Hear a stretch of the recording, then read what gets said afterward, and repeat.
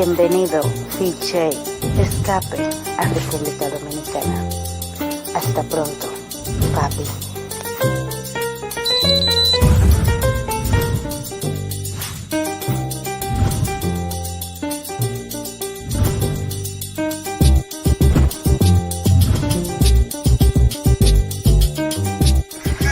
Big J, take one.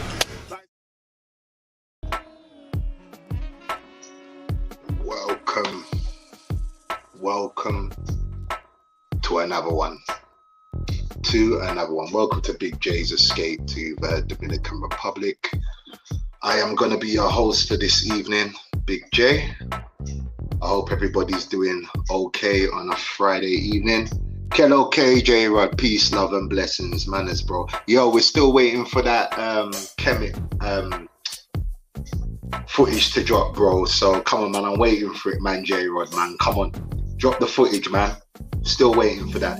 If you don't know, go and visit J Rod's channel. It's what it says on the tin. It's J Rod, and he's just come back from Egypt, so I know he's coming with the fire. So definitely go and check out that young brother's channel, man. He's doing great things. But I want to welcome all the 9 people in the building on this Friday evening. We are here. So a lot of people were getting on at me.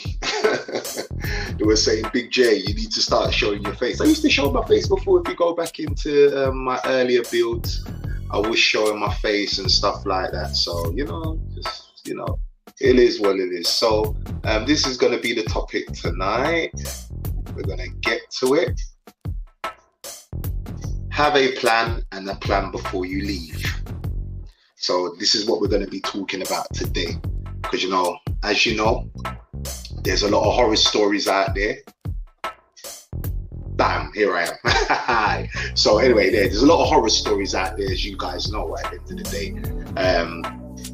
day. Life, guys usually jump up and want to leave the country.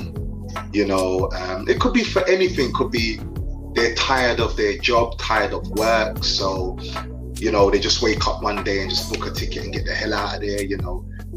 It just could be they're tired of their own country, bad marriage. It could be bereavement, that someone wants to just jump on a plane and just get out of the country, stress, or it just could be just a basic thing of change your environment. I would always say, no matter where you go, plan ahead, always plan ahead. Go and visit the country a few times. Do that, go and visit the country, wherever your destination is. It could be Nigeria, Poland, China, Australia. It don't really matter. Just plan ahead. Go and visit the country a few times. I would say maybe. You can't really put it this way. You can't really put a time on it. But I would say go and visit the country 5 times. I would say take 5 trips. Plan ahead. Don't just jump on a plane because of stress or because of what you're going through, and then end up in a country and then you don't know nothing. Definitely go there and do your due diligence on the country of the country that you want to go to, obviously. So I would always say that to people, go and do your diligence. Find out the negatives. This is not going to be too long. I'm not going to be on here too long. I would say to people, find the negatives of the country. Because we all hear about the good of the country.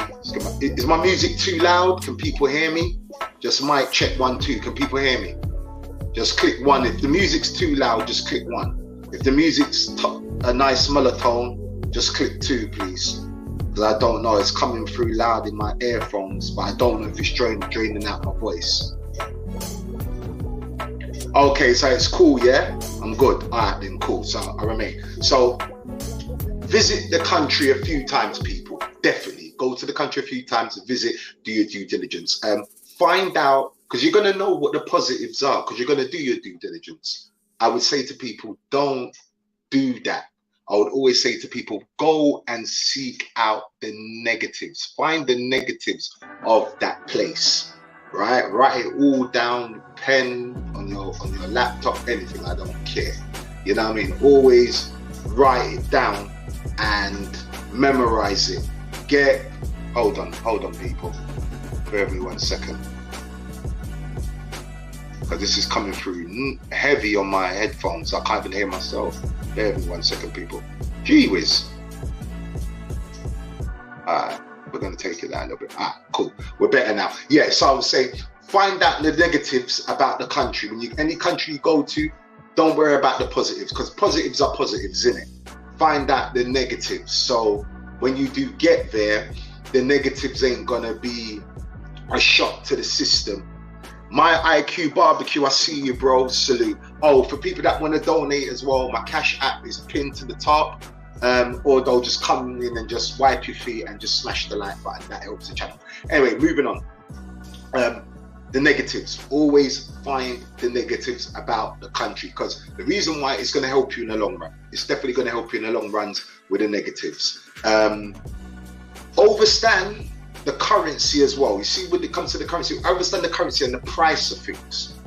You need to understand it, because the last thing you want to do is go to a place and you're getting overcharged for things. That's the whole reason why I say, don't just jump on a plane and disappear. Do your due diligence. So that means visit the country 4, 5, 6 times. Go and do that. But at the same time, understand the currency, know what you're spending. Excuse me, know the price of things. As an example, if it's like an orange juice, that orange juice might cost, let's say, £1 normally, but you're being charged £1.50. If you do your due diligence and know the cost of things and how the currency works, you're not going to get overcharged for things. So definitely understand the currency and price of the items that are there. Very most important thing, people, the law of the land. You need to understand the law of the land, man, because it can save you a lot of shit out there. I mean, I've heard horror stories of brothers going to places they don't know the law, and they get caught up in something that they really don't want to get caught up in. So I would say to people, understand the laws of the land is very important. I'm not saying go and get a law book and start reading it verbatim, and I'm not saying that. Just I'll give an example. If you are, then let's get to the meat and potatoes. If you are a recreational drug user, know the laws of the land. If you're a man that likes to smoke a little bit of weed or do a little bit of nose powder, and you know that if you get caught with nose powder, it's gonna get you 10 years, or you smoke a spliff and it's gonna get you 18 years, you don't, because you didn't know the law, you don't want that on your case. You know, you don't want that. So definitely get familiar with some sort of law of the country that you want to go to. Yeah, that's very important. And next thing as well, the country of origin, find out if you have an embassy there, because anything can happen. Your passport can go missing, all sorts of things. You know, you never know what's around the corner in these things. Habla comido, salute to you, bro. You never know what. So definitely go and find out where your embassy is located in that country that you want to move to. That's very, very, very important that you do that. So embassy is very important. Budget now. Woo. Oof. You know your own pocket. So if you are planning to leave your country and go into another country, you need to know your budget. You need to know your budget. May I give an example? Dominican Republic.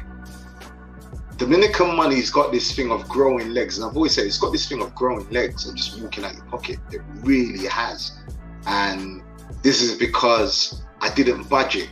You know, normally when I'm in England, I don't spend the money that I spend in Dominican Republic. A lot of people say, well, you're working and you're not really doing a lot of activities, which is true for the most part. When you are away, you got to sort of like take your mind out of that holiday. See, and that's what was happening to me, because I'm as TMI says, I don't know if it's part-time pat, I'm a part-time pat. So I had to separate myself between being on holiday and knowing that I live there part-time. I had to separate the two, because what was happening, I was taking my holiday mindset and doing that. And then my money was going, instead of telling myself, look, you live here part-time. Not saying live like the locals or live like a pauper. What I'm saying is that you live there now, so you need to start cooking a bit more, You need to start eating out a little bit less, and treat it like you are home. So I would say, people, please budget. Another thing which is very, very important, I would say, is in case shit money. Anything could happen to you overseas. You might have a budget. Just say you got a budget of, let's say you ain't rich. Let's say, okay. And another thing before I even get there, you need to know whether it's going to be a break or it's going to be a permanent move. Yeah, so this is what you need to tell yourself. If it's going to be a break where, you know what, I'm stressed out, or my divorce is coming through, or there's a bereavement or whatever, you say, you know what, I'm going to take a 2-year break to Thailand. Budget for that 2 years. If it's permanent, have a goal, have some sort of income. But anyway, in case shit money, let's get back to that. I call it in case shit money because I said anything could happen. So in case shit money means put something to the side, whether it's £2,000, your budget might not be high, maybe it's £3,000. Hey, it could be £700, it could be £800. It depends. I don't know your pocket, but always have in case shit money because, whoops, excuse me. Always have in case shit money because in case shit money. See, this camera's playing up now. I broke my thing, so anyway, forgive me. Yeah, always have in case shit money. Always have that, because it's very important that stuff does happen. Things does happen unexpectedly. So you do want, just in case shit money is always going to help you out in your hard times. So definitely health insurance. You do not I ride the motor conchos. I'm not gonna front. A lot of people say, Big J, don't do it. Big J, don't be riding the motor conchos. I'm used to them. They don't. Hold on, people. Bear with me 1 second. This can be acting real funny now. Bear with me 1 second, people. Just bear with me 1 second. There you go. Yeah. So a lot of people, I know, they don't like to ride them on the control. They think, I'm not getting on that death trap. Me, I take them everywhere. You name it, I'm on a Monte Control. 1 minute, let me just I'm gonna get to the comments in a minute. Yeah, so I make sure always, even though I've got my life insurance, I make sure I take, you can take out a holiday insurance. My holiday insurance cost me the whole year £56 for the whole year. So that covers me for the whole year. Also, I would say to you as well, once you take out that holiday insurance, make a copy. Leave it with your sister, leave it with your kids, leave it with your mother, leave it with your father, leave it with a best friend back home in your country of origin. So if anything does happen to you, they've got a copy of your certificate, they've got the serial number, they can ring up the company, because you might not be able to make the claim or whatever, they can do it on your behalf. So please, people, your holiday insurance. I know a lot of people, nothing's going to happen to me. A lot of people say nothing's going to happen to them, and it happens. So just cover yourself. You'd say you can get insurance for as little as 50 quid a year. Links, I always talk about links. I can't stress this. Some of us go on holiday. I like to have my links around. People that I can trust, people that will have your back in your time, because like I said, anything can happen. Now, if you've got a solid link, a good friend out there that if anything happens, that will hold you down. You might lose your wallet, you might lose everything. You might not even have access to money. You got a solid link there that will put a roof over your head, feed you for maybe a week or so till you get yourself situated, maybe a couple of days, to make a couple of phone calls home and you can get some money sent over. So always have a link. It's very important that whatever country you travel to, find a local and treat them really good, because you never know when you might need them in your time of need. So that's why I always say, get a link. Emergency aid, I call it emergency aid. Emergency aid is sort of like just in case shit money. Emergency aid is have some money back home in your country in the bank. You never know when you might need it. So, and if you are going back, That's your emergency aid, because you might go back broke, you know, because you've spent all your money. But you know, okay, I'm going back home. I got a few thousand, 2-3 grand in the bank.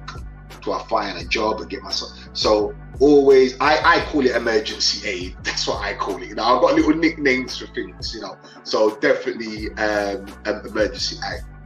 Regular contact home. People, I couldn't stress this enough. I'm not just checking with your folks back home. Seriously, check in with your folks back home. The reason, I mean, when I'm always in DR, I ring my kids, send them texts, send my mum a text, and my homeboys a text. It's just to check in, because you don't know, anything could happen. You could go missing. Your people don't even know. So I'm not saying make a phone call every day, text every day, but just check in. Every couple of days, 2 days, just check in, send a text, how's everything, so they know that you're all right. So, and plus it kind of keeps, if something does happen to you, you know, there's been a pattern of contact, you know. I'm not saying ring your mum, ring your uncles, ring your kids and let them know where you are at every time you move. I'm not saying that. I'm just saying just keep regular contact. Wendell, Luis Maria, tu hablas español, pana? Hola. So yeah, that's very important, people. Seriously, keep regular contact at home. Battery packs. Oh, battery packs are so underrated. I'm not joking. I don't have an inverter.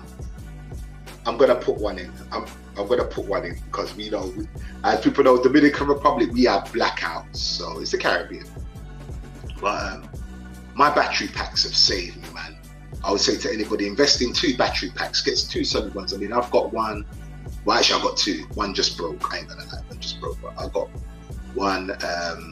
I can charge up my phone like 8 times from 0 to 100%.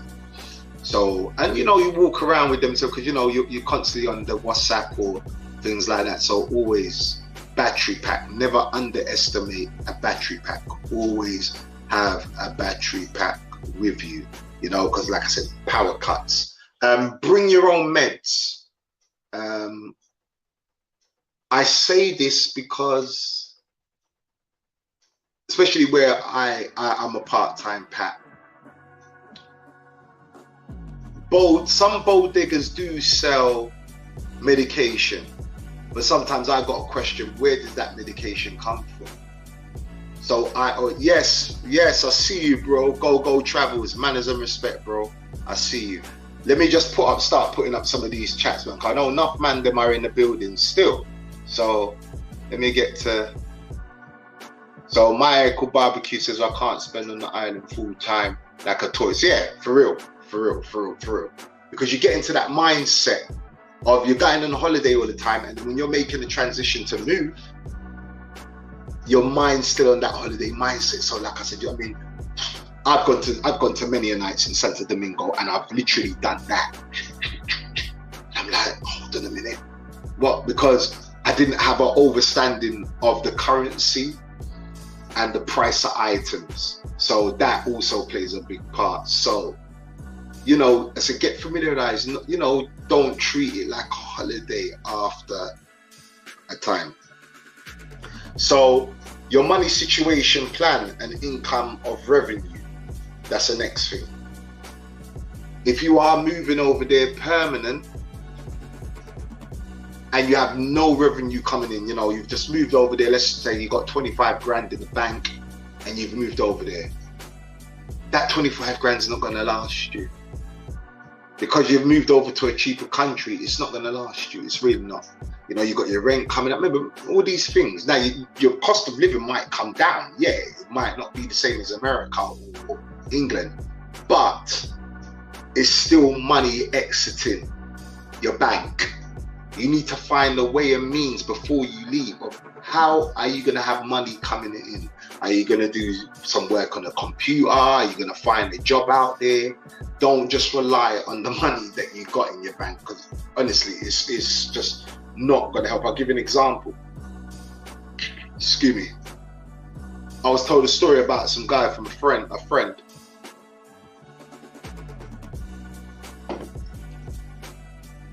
Some guy, I think he had something like, I think it was 20,000.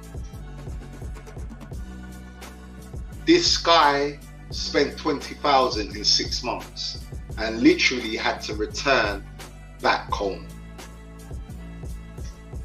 20,000 in 6 months. Just blew it. And he had to return home. Now, this is the stupidness that I'm talking about. Because he didn't have a plan. Maybe he thought that 20 grand was going to last him a long time. Blessings, Miguel. You know what I mean? He thought that maybe that 20 grand was going to last him a lifetime. 20 grand ain't going to last you a lifetime, bro. It's not.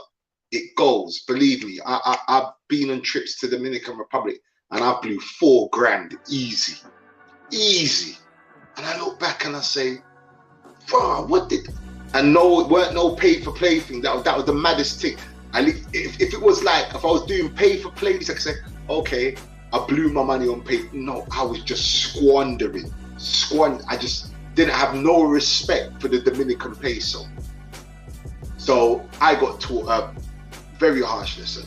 But back to this guy, blew 20 grand in 6 months. Like, what was you spending your money on? And he had to literally go back home with his tail between his legs because he literally had no money. Literally in his last days, he had to literally move out of his apartment and move in with a friend. So this is how crazy it got. So this is what I'm saying, people, please. I understand things are hard. I get it. You know, I understand there's a lot of you that suffer from depression out there. They're sick of their jobs. You know, a lot of things. It's life. You know, you could be breaking up.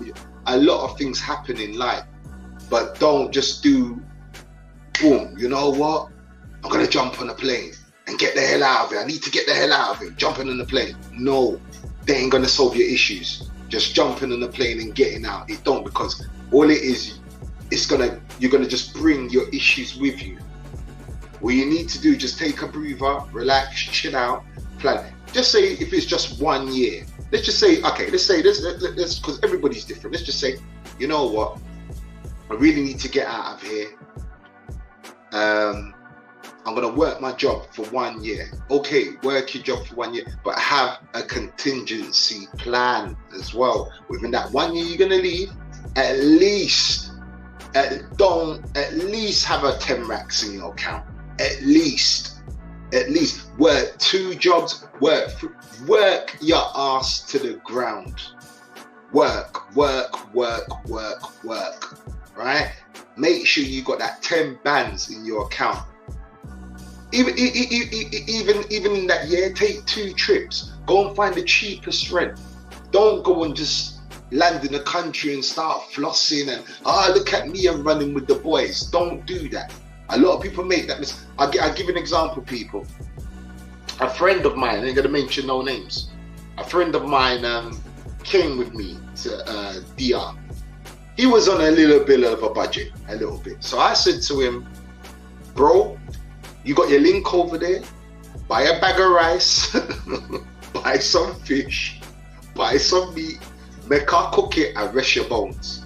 Because man, we're going to be hitting Santiago, we're going to be hitting La Vega, we're going to be hitting, you name it, we're going to be hitting it. And your budget ain't going to fit that. He was rolling with the boys, his budget ran out like that. Literally, just like that, went quick. And lucky for him, he listened at the last hurdle because his money ran out. And this is what I'm saying. Because the next man's got it, you might not have it. Know thyself. I know if I look at an next brother and know, say, right, that brother's on 6 figures a year. I'm not earning 6 figures a year. So I'm not going to be spending like I'm someone on 6 figures. It don't make sense to me. You understand, people? That totally does not make sense to me. And I wouldn't. I've got a bridging right now. I'm not mentioning, salute to the mayor of Santo Domingo. I ain't going to talk about the mayor of Santo Domingo's pocket. You know what I mean? But the mayor of Santo Domingo, he living life. But I can't live that same life as the mayor of Santo Domingo. I can't, because it's two different wage structures. Now, I can ball out with the mayor of Santo Domingo to a certain degree, but I've got my cut-off point where I say, Mayor of Santo Domingo, I've reached my limit. This is where I operate at. I know you're up here. I've met you up here for a few days. We're all good. Boom. This is where I'm at. And I'm not afraid. I'm not afraid to say what I earn or what. I'm no baller. I ain't got all the money in the world. No. I have money issues like anybody out there. I've got bills to pay. I got child support to pay. You name, I've got bills like everybody else. I'm not balling. You know, I'm not balling. So, but people, you see, they get caught up. They want to keep up with the Joneses. See, I'm not one of them. I'm not one of them. Anyway, let me get to the comments anyway. Let me get to the comments. Risky Things, yo, G. Risky Things always comes with that, but blessings and salute, Risky Things. You know what? You let me know, bro. You let me know, yeah? You let me know. Salute. Go Travels in the building. Salute to you, big bro. Risky Things. Miguel in the building. Yeah. And you're right, Risky Things. If you got 250, but even with 250k, you still, listen, how long is 250k gonna last? Remember, how much does it take you to live? Because the last thing you want to do is, okay, so let's take Dominican Republic, right? So, I know what my budget is in England for me to survive and live. I want to, now I'm not saying that, oh, I want to spend that same money, but I want to maintain, you know, I want to still eat out sometimes. I want to still take my missus out, buy her a little something. I want to still maintain that, but not on London wages. I know I can live on far less, but at the same time, how long is 250k gonna last? It ain't gonna last you long. When you really, it's not gonna last you long. You know, it's not. You know, when you think, especially if you're gonna build somewhere or buy a house, that there's a big chunk of that gone. You gotta live. So, you know, but I hear what you're saying though, Risky Things. Let's get back onto Ash. This is a common scene to me, bro. You need to be mindful of, definitely. Definitely. I've seen people go way over their budget. I'm telling you, it's ridiculous. I've done it. I've been a victim of my own stupidness. Don't get me wrong. When I look back on some of the trips, do I regret it? No, I don't. It was an experience. I had a wonderful time. I mean, salute to my big bro Bronx. I think he said we hit like 5-6 cities in Dominican Republic in 10 days. No word of like 5-6 cities in 10 days. And we weren't staying in no cheap hotels. I can tell you that now. You know, we were just drinking and having the time of our lives. So I don't regret it. Would I do that again? Yes. But I'm more mindful now of my money. I've come out of that I've come out of that whole holiday mindset, because I'm in a process of transition. I'm in a process of making it out. That's why it's called Big J's Escape to the Dominican Republic, because I'm in the process of that, you know. But we're gonna get back to that. So let's get through this chat, man. Marcus Monroe, salute to you, big bro. How are you, man? And Risky says, I went to Colombia for 3 months in 2019 and did lifestyle and play near enough every day, but move like a lot. Yeah, that's what you have to do. That's what you have to do. I would say to people, right, can you live like Dominicans? Easily. But as my boy Randall said, you have to make sacrifices. It's going to be arroz and chaleta, avocado and egg. Practically, you see how Dominicans eat. You see they got their rice, their little chop up avocado, and they have their salami. If you're prepared to eat like that and live on 250, 300 a month, yeah, it's possible.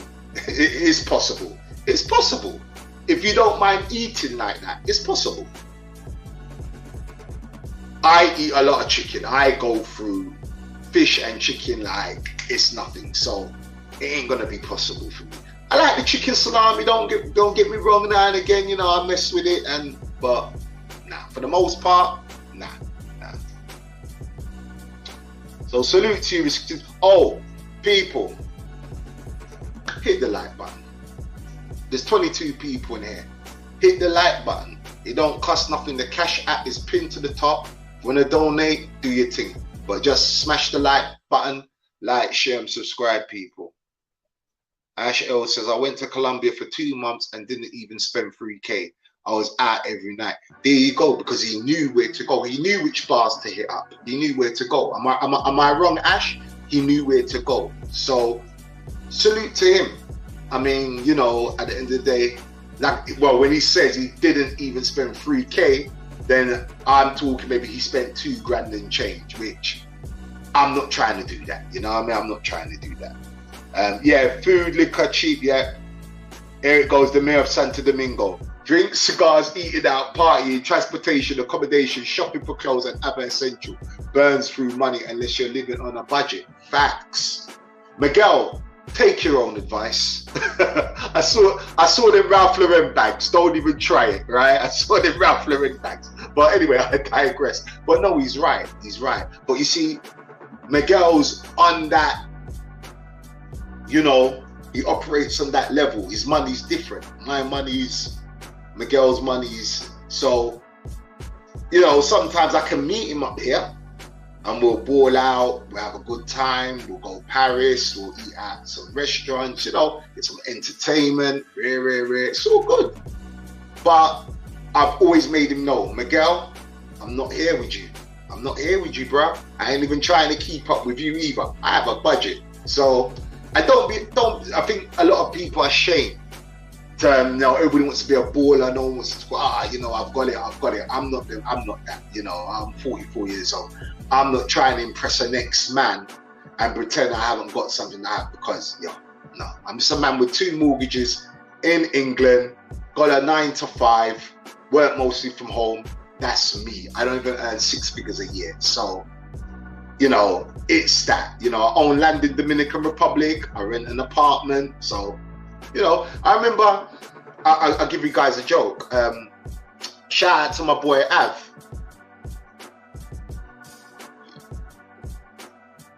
Av has got a very good job in America. Very good job. Very good job. Av's not a short of a penny or 2. Anyway, he came to my crib in San Marco. I paid, well, obviously the currency works out to $180 a month. So Av came through. So Av says, oh, nice apartment, but I couldn't live it. Because Av has got a different taste. I'm like, cool. My apartment's just an ordinary Dominican apartment. No, I ain't got no air conditioning there. Got a couple of fans in there. You know, obviously brought my furniture myself. Got nice furniture and everything. But Av says he can't take. I take cold showers when I'm over there. Certain man can't do it. Certain man, they have to have the hot water. They have to have. I mean, my bathroom's not bad. Don't get me wrong. It's tiled and everything. It's a nice bathroom. Don't get me wrong. But it ain't no modern thing. I'ma keep it real. You know, my shower's a nozzle. You know, it ain't none of them fancy. Nah. It's nothing like that. You know what I mean?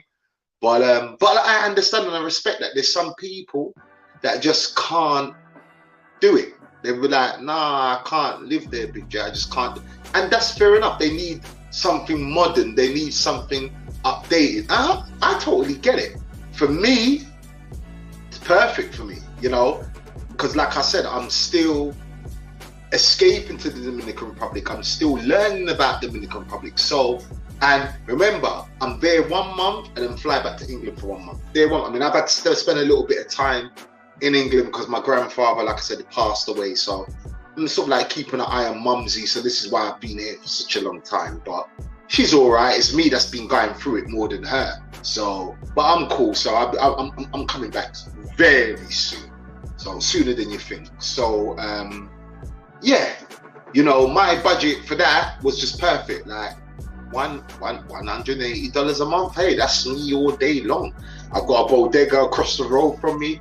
I've got security, 2 dogs there. So my shit's like Fort Knox, and plus the budget's cool.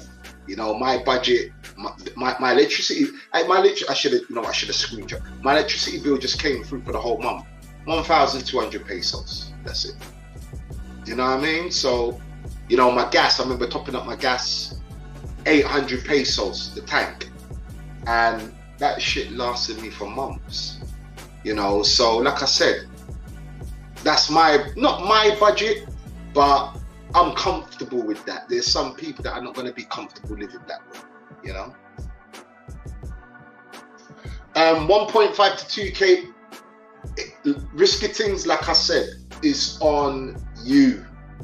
What if that's your budget, if that's your pocket, if you can have that in your bank account, or you've got that on you every month, live your life. Live your life. Everybody's budget. Some people, I mean, I remember I got introduced to one guy out there. He blows like $5,000 a month in the DR because he's getting some big fat army pension. So everybody's pocket is different. Everybody's pocket is different. I mean, Miguel might smoke $100 cigars. I'm going to get a Principe cigar. I ain't spending no $100 on no freaking cigar. Hell no. You know what I'm saying? Like, I'm going to get my fat Principes. You know what I mean? That's where I'm going. You know what I mean? So everybody's budget is different. You know, but yeah, if you got that, bro, that, I mean, listen, 1,500 to 2K a month in DR, listen, you're good. You're good. And here it goes, see? There you go. So that just gives an indication. My homeboy, that's my boy right there. The mayor of Dominican Republic. I say his money different. His money's different. So he was spending that on cigars. So his money's different, man. Dutchman, salute to you, big bro. Yeah, I know that. Yeah, you have to, bro. I'm telling you. You've been going wild. I guess they want the Instagram image. Yeah. I mean, you know, I'm not into all of that. I'm not trying to spend money to impress other people. Matter of fact, I like to look after my money. You know what I mean? So I'm not trying to spend money. You know, people come to me, I've got a nice spot. I'm not gonna, actually, you know what I'm going to do when I go over there? I'm going to show my spot to everybody. I don't care. I'm going to show my spot to everybody. You know, it's a nice, comfortable spot I've got. You know, that's because I've got a 32-inch TV on the wall. You know why? Because I don't watch TV. To show you my room right now, I've got a 43-inch TV. You know the time I only turned that on? Is on Christmas. I watch everything from my phone and everything from my laptop. I don't even watch TV. So I just brought the 32-inch just to have the TV in the living room. I don't watch it.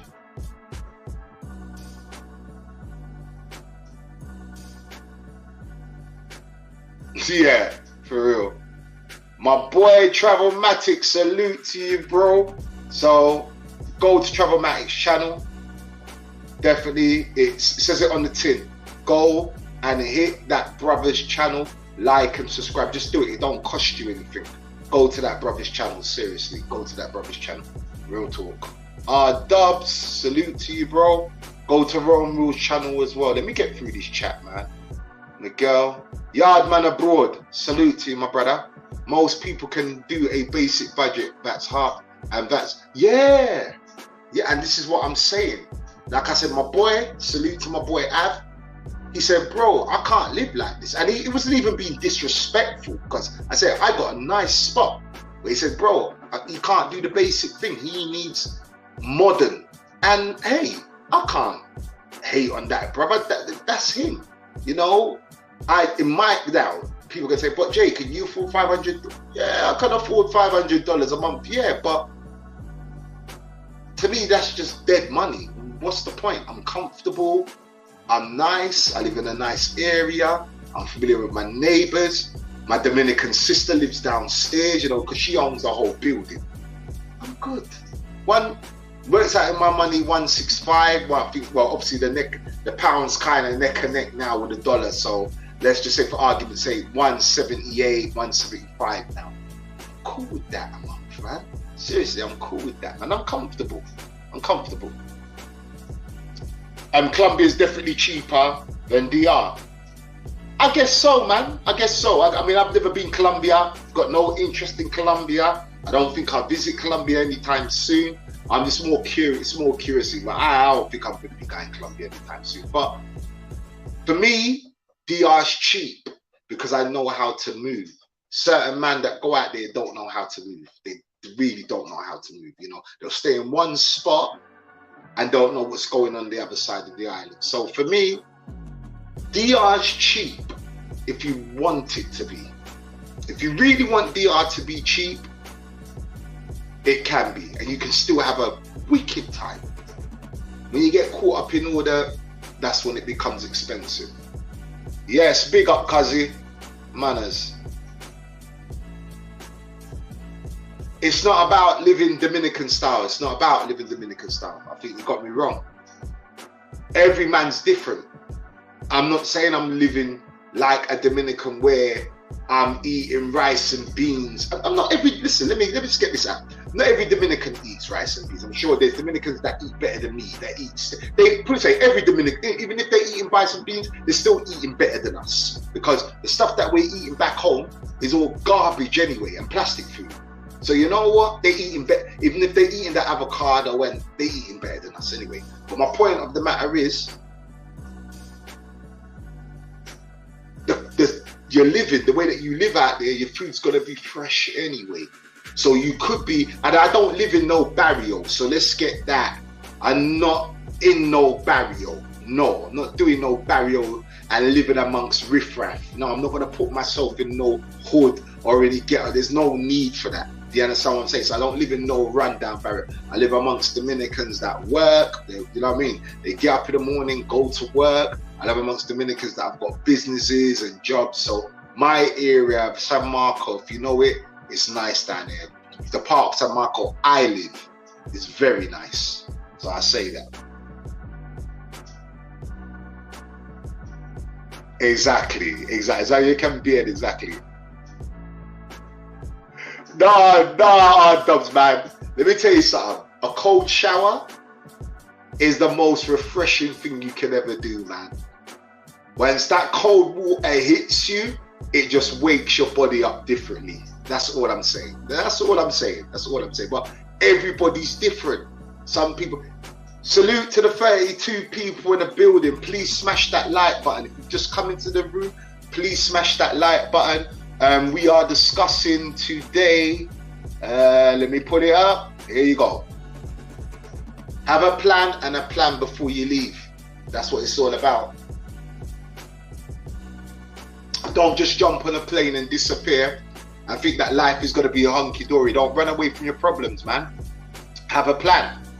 Have a plan. Before you leave, have a plan. Marcus escaped to be a global citizen. No, salute to that, Marcus. Michael's travel. Always have your passport and just go and experience life. Salute, Checks and Big J. Salute, bro. I agree. But this is more to do with, because let's face it, man, people go through shit in life. Life is not a joke. I keep telling people, this ain't no dress rehearsal. Once it's done, it done. There's no comebacks. There's no, whether you believe in reincarnation, because that's another subject altogether. But this life that we're living now, it's no dress rehearsal. And I don't, even if you got to take 2 years off, even if you're working right now, if you're listening, listen to me very carefully, people. Listen very carefully. You start work at a young age, you finish university and all of that. You start work, let's just say 18, 20, hypothetically. They want you to stop working when you're nearly dead. So you mean to tell me you want me to work from that age to 65 and then get a pension and then go and enjoy my life? Think about that, people. Seriously, think about that. I would say to anybody out there, take 2 years off. You need it. You owe it to yourself. Take 2 years off. Plan it with precision, and take that 2 years off, because sometimes you can run yourself into the ground and you don't even realize that you're running yourself into the ground. Seriously, people, life is no joke. I've lost friends. I lost my best friend, and I remember when I last saw my best friend, he came and checked me at the gym. I remember we were talking, and he said, you know what, I need a break. I'm tired of this shit. I need a break. You know, he was running a business with his sister, and things weren't going too great. You know, and he was working, running himself into the ground. I saw him in October. The man died in November, bro. Real talk. The man died in November. This is a conversation we had. He said he had enough. He's going to start living. And the man dropped out in November. So this is what I'm saying, people. Please, if you're out there, you're working hard, have a plan. Don't just jump on a plane, and have a little plan, man. Take that break or take that permanent move. If you can't make the permanent move, take a break. Take some time out, man. Put away your pennies. Work 3 jobs. Until it's worth it in the end. No, all that extra spending is not necessary. It's really not. That's what I'm saying. Know the lay of the land. Get to know the lay of the land. Know what things cost so you're not overspending. Know how the country runs. And understand the culture that you can have. Because you know what the funny thing is? In Dominican Republic, I was moving with the expat community for a little while. They were almost drinking every day, meeting up, drinking every day, partying and that. And I realized I didn't see no Dominicans around. You always see Dominicans party on a Sunday on the Malacon, but when you look at them, we pay close attention.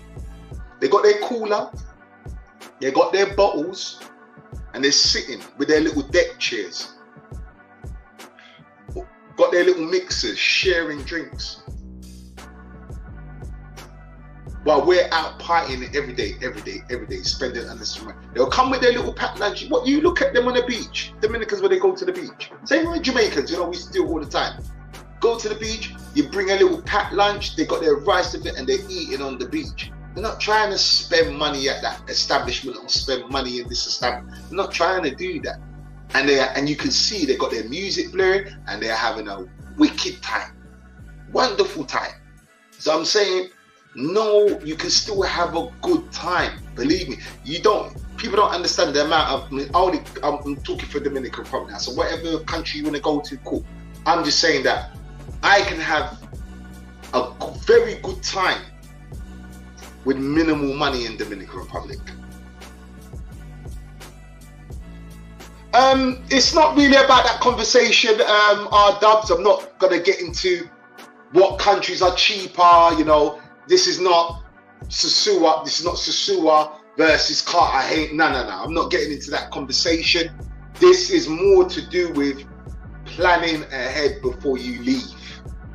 Now, if you want to go Colombia, that's your choice. Go Colombia. If you want to go China, you want to go Jamaica, you want to go Bahamas, you want to go Africa, you do what's right for you. I'm not going to start matching up countries on that, because DR's for me. I know I'm going to die in DR. I know that for a fact. There's no doubt in my mind. I already know.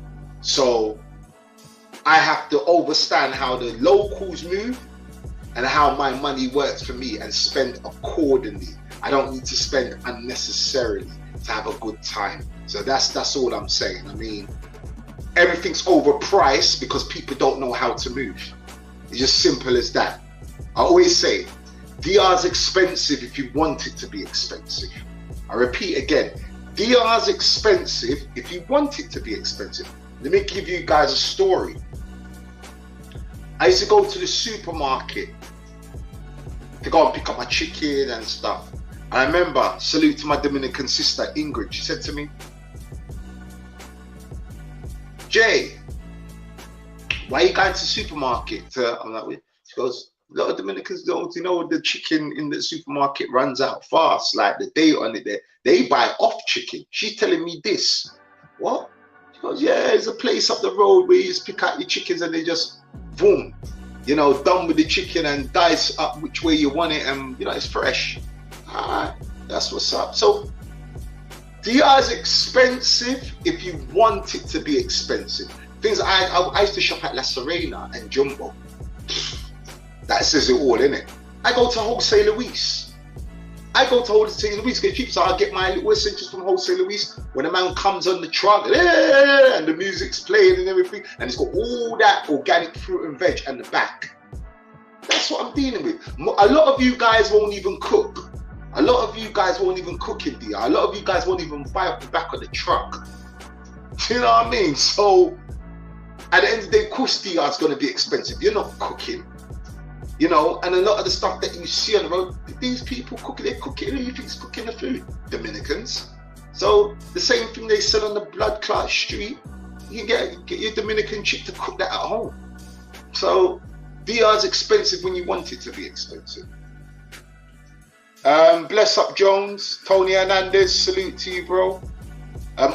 When I say Dominican style, I meant that McCall. Okay, yeah, I don't deal with no AC, bro. I don't deal with no AC. AC just makes me sick. I always say to people, climatize. Climatize is the best way. I don't deal with AC, bro. On everything I love, I don't deal with AC. I hate AC. And matter of fact, I love the heat. I think that's one of the reasons I love it. I could just sit there on my balcony, shirt off, dripping in sweat. It's like a sauna. I love it. So some people can't hack it, and that's fair enough. You know what I mean? Oh, good question, Risky Things. My plan to 10 and 15 years, I'll be definitely in DR by then. You see, I always go back and forth. That's my thing. Back, forth, back, forth, back, forth, back, forth. That's how I planned it. Well, my job was already like that, but that's how I planned it. 1 month there, 1 month back. 1 month there, 1 month back. Please smash the like button. 1 month there, 1 month. So I'm a part-time Pat. In 2 years, I'm there permanently. You know, my cousin's coming with me. He fell in love with the country. You know, me and my cousin talk every other day. You know, we're talking about plans. We're talking about how we're gonna bring income in. I mean, you know, he's got some money coming in. I'm gonna have some money coming in. We're still gonna work. You know, we're still gonna work. Do our little, you know, data entry or something from the computer, because we need money coming in at the end of the day. So I'm still gonna wake up in the morning and work and do my little due diligence. So my plan is to live life, man, and get closer to the creator. And that's real talk, bro. Like, my plan is to live life and get closer to the creator, to come out of this whole, as Taylor may say, matrix. You know, come out of here. You know, come out of all of this. You know, here doesn't make me happy. You know, oh, when I'm over there and I'm in the sun and the food and just everything, man. What's there not to love? I mean, I know a lot of people, you know, they moan, and you know, you hear a lot of stories come out of you hear a lot of stories coming out from DR, a lot of negativity. And for the most part, I just saw that question, I'm gonna get to that question. For the most part, bullshit does happen there. Someone once told me a story. I'll never forget this. Excuse me, people.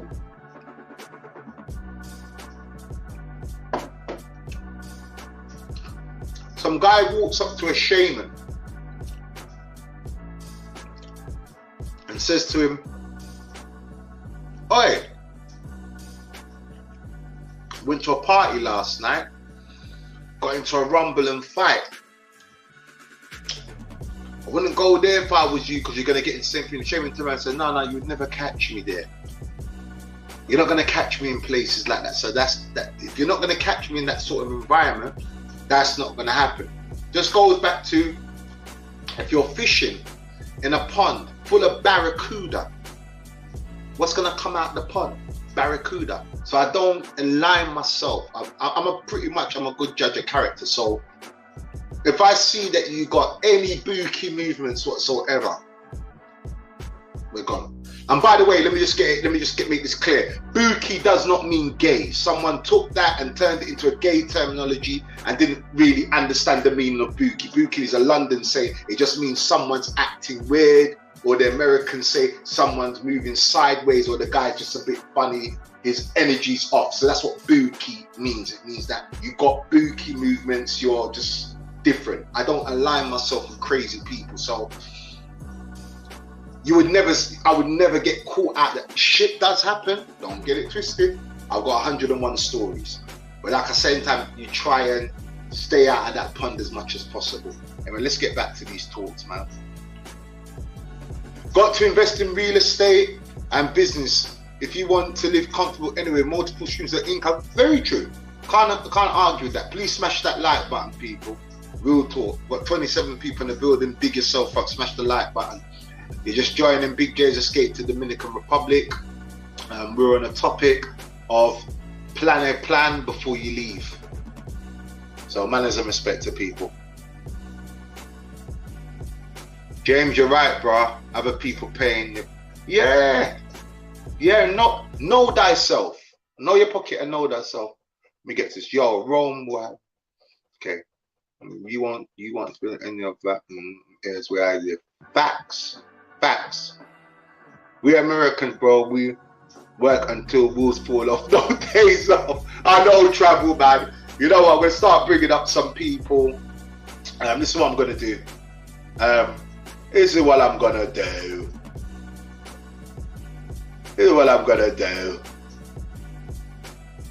I've dropped the link. I think I've dropped the link.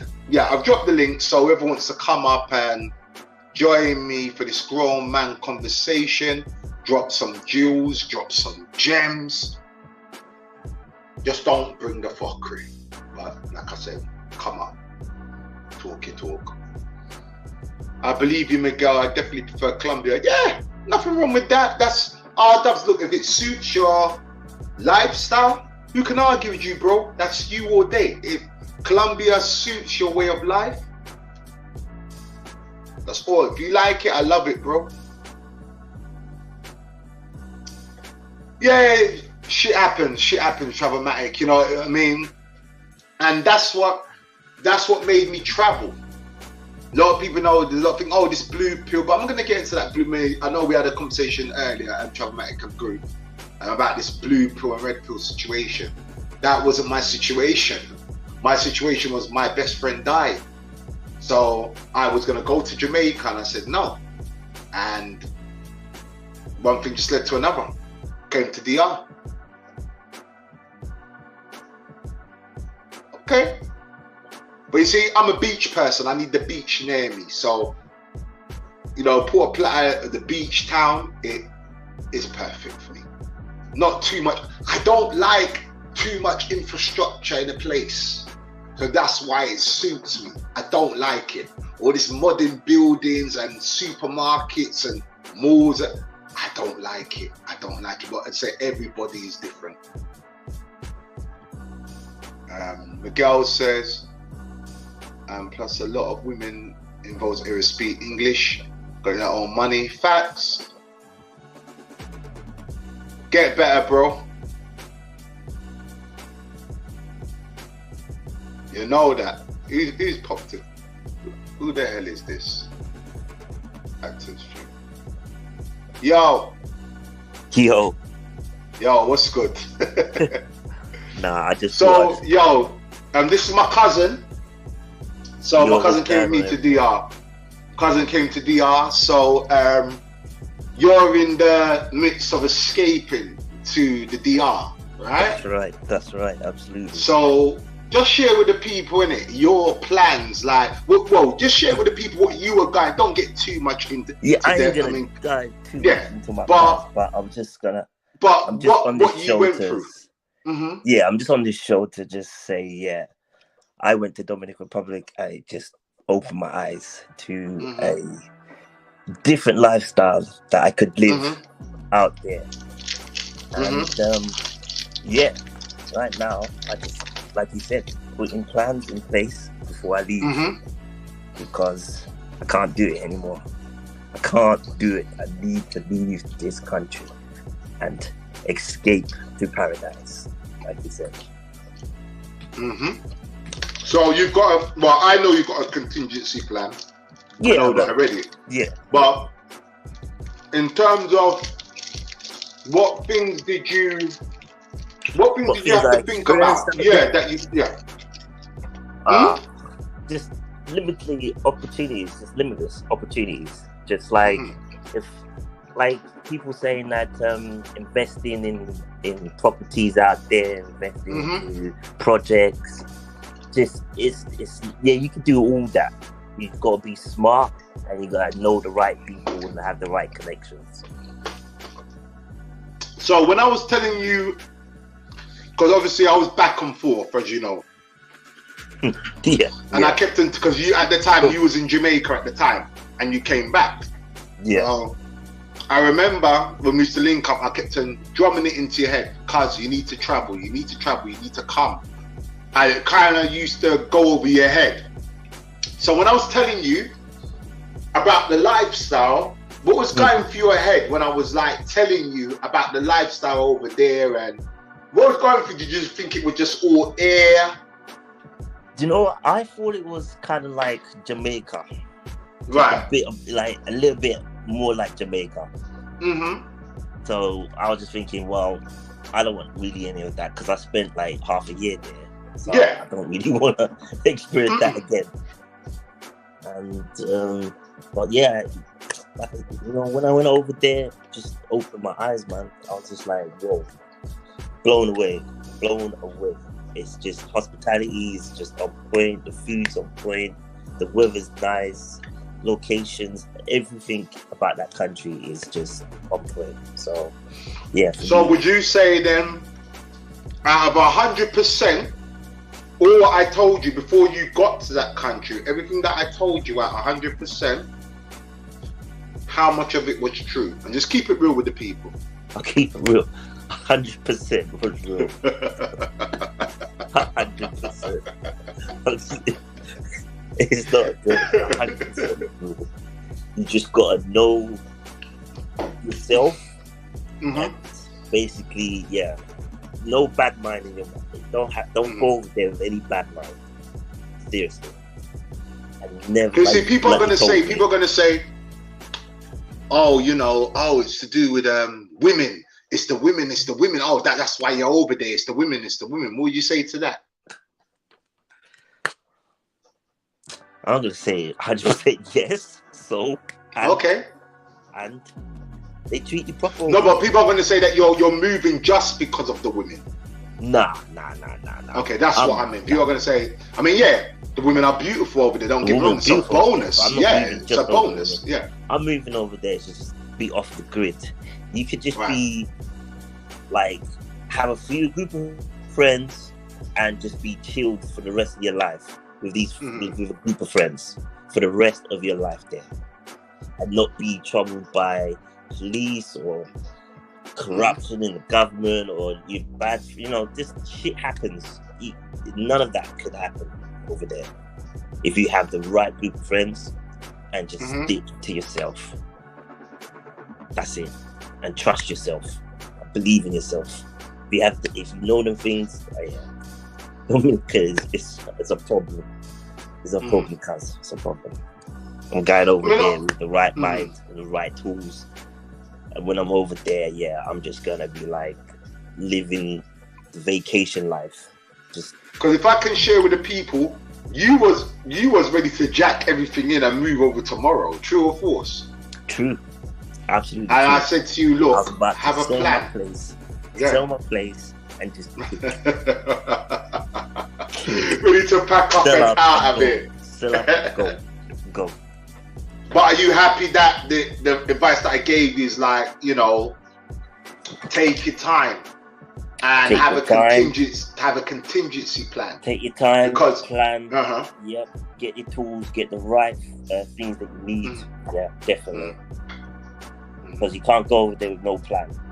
You're fine. No, definitely can't. Yeah. I wouldn't advise anybody to go anywhere without no plan. Like I was saying to you before, No. I've been going to DR nearly 5 years now, right?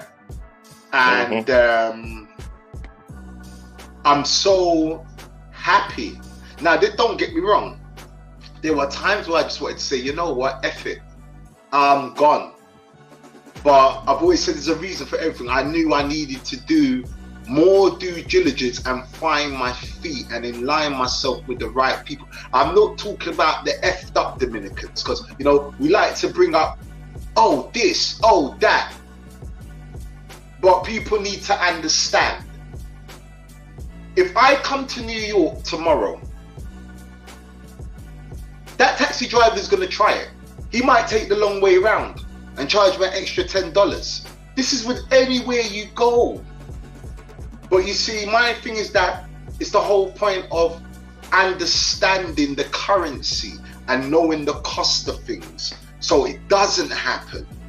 I think also growing up with a Caribbean background, knowing that family's always begging for shit back home in Jamaica, I think that plays a big part, as in when they do it, yeah, it plays a huge part. It goes over your head just like shut and wave up your hand and call them a jam teeth. I think that plays a huge part into us, sort of like where an American, it's going to be a little bit harder for him to sort of like stomach, because he doesn't have to cope with that back home in America. This constant begging and getting one over. I'm not saying it don't happen in America, I'm sure it does.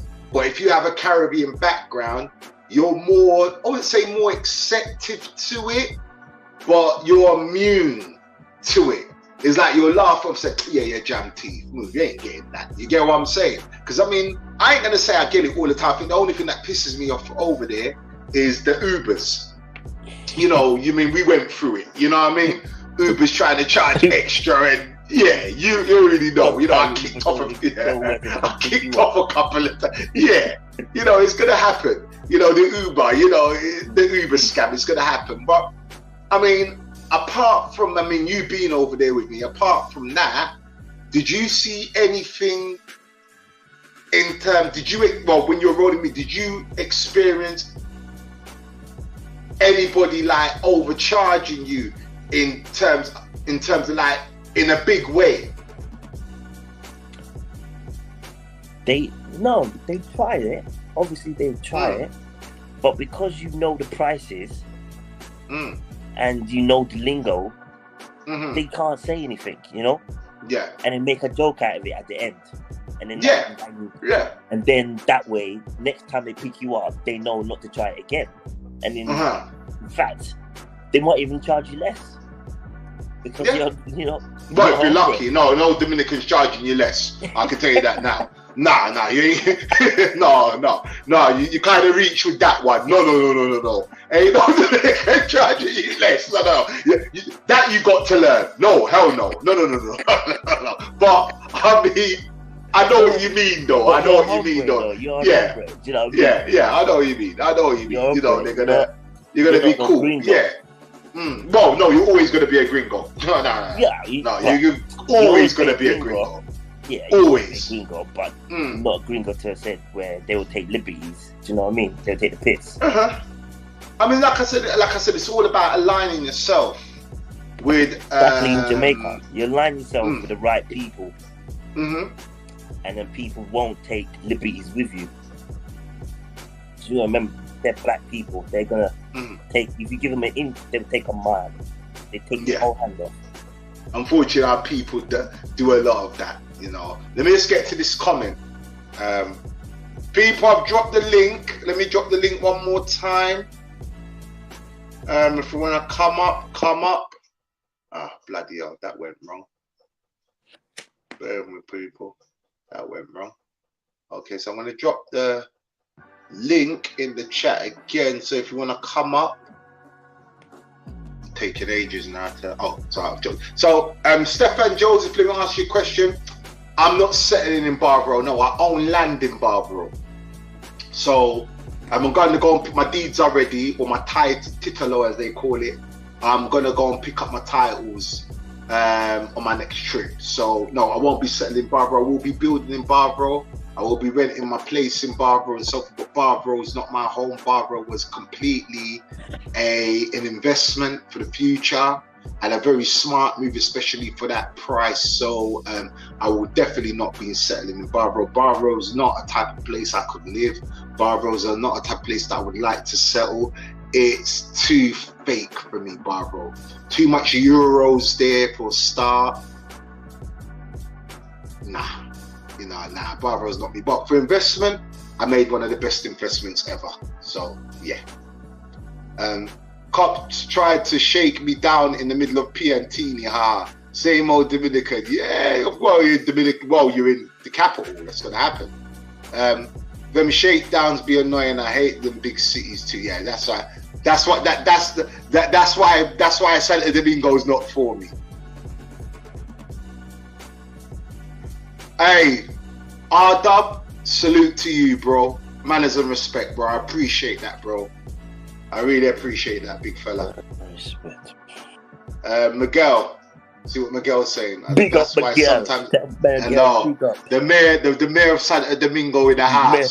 The real mayor. That's what I'm saying. But that mayor Sasua crap. Nah. This is the real mayor. This is the guy with the keys to the city. Mayor. You know, that's why sometimes I go out to Casa de Campo. See, this is what I'm saying. See, I can't be going one Dulio to escape the city. Yeah, I feel you. Yes, Cordell Douglas in the building. Salute.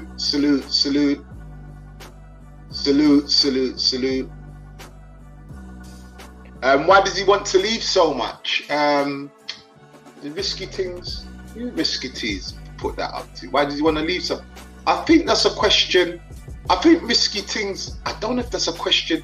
I think that's a question to you. Why do you want to leave so much? Why do you want to leave so much? Why do you want to what? Because okay, I obviously was telling you about Dominican Republic. I was telling you about the lab. Yeah, why do you? Obviously, you've been there now. So why you went there? You experienced it. You've come back.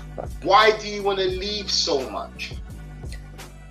I feel I've just had enough of the way this country is and the way people are in this country. I'm not racist. I'm not like, against. I ain't got no problem with no race, but I just got a problem with people. There are maniacs amongst us, and unfortunately, like, it's just too many. They're just overpopulated in England. It's just crazy. We're letting everybody in, and we don't know if they're maniacs when they turn out to be, and they are, and it's problems. We ain't got no contingency plan. So I just want to get out before it implodes. So when you saw the way that I was living, so let me ask, because obviously you've been there for the first time, and there's people that are tuning in right now that are probably not, been to DR or so. When you saw how I was living, when you saw what was going through your head at the time, I mean, especially when you got to my apartment and you saw how I was living and the rent that I was paying, just my whole lifestyle, just doing me. What did you get from that? Oh, it was just weird. It was just like when you told me like your outgoings and your monthly payments, I was just like, but don't you pay for this? You're like, no. And don't you worry about this going off? You're like, no. Don't you worry about this running out? You're like, no. And when I'm thinking about it, like, oh, adds up. I'm like, okay, so you're working, you're doing your thing, but then you come in, like, you're spending like 3-4 months, and you're paying rent like what I get weekly. I'm just like, hold on, why am I paying this? I'm paying big money monthly, and you're just paying big money weekly. No, less money. You know what I mean? Yeah, less money. Yeah, I hear what you're saying. I hear what you're saying. And I'm just like, and you're just not stressing. You're not stressing. And you've got cleaner that you pay peanuts for. Or sometimes you don't even pay. You do it yourself. But the yard's always clean. Well, I'm not the one that's cleaning it. So now you understand why I cleaned my yard that day. Because just like, I want to clean my own yard. Because I'm not cleaning it. Other people are cleaning it for me. And I don't even ask them to. And you're not even asking them to. But I was like, you know what? I miss cleaning. I need to clean. You know, I need to clean. I'm going to clean. You know. So, do you notice a difference, me here, opposed to Dominican Republic? My mannerisms here, opposed to my mannerisms in Dominican Republic. Do you see there's a clear difference? Yeah, definitely a clear difference. You ain't got your workout on. Sometimes you might have to put it on, but I would say 90% you ain't got it on. 90% you ain't got your workout on. And I tell you what, people, right? My cousin came over, right? And I remember I turned up to this is no word of a lie, right? So I knew he was coming in. So I had a friend turn up to me. This is no word of a lie, people. I had a friend turn. I'm not going to get into the whole story. I'm just going to give them snippets, you know. So no, forget all of that. I'm never going to get into that, you know. I'm never going to get into that on it. But one thing I'm going to say is that 4 days before my cousin was due to come in, one friend came and checked me. She come and checked me. And, you know, we done our thing, relaxing and chilling. And, you know, I was smoking a lot, like literally blazed out. And we had to go and pick up my cousin. And what was the state of me when I got to the airport? He was wrecked. Absolutely wrecked. He had your flight undone, you fucking your face was just sweaty, man. Listen, I was a wreck, right? And let me tell you something. So he's got to the capital and we've linked up with Miguel. We had a good time. We got back to my apartment. So I remember my cousin kept saying, yo,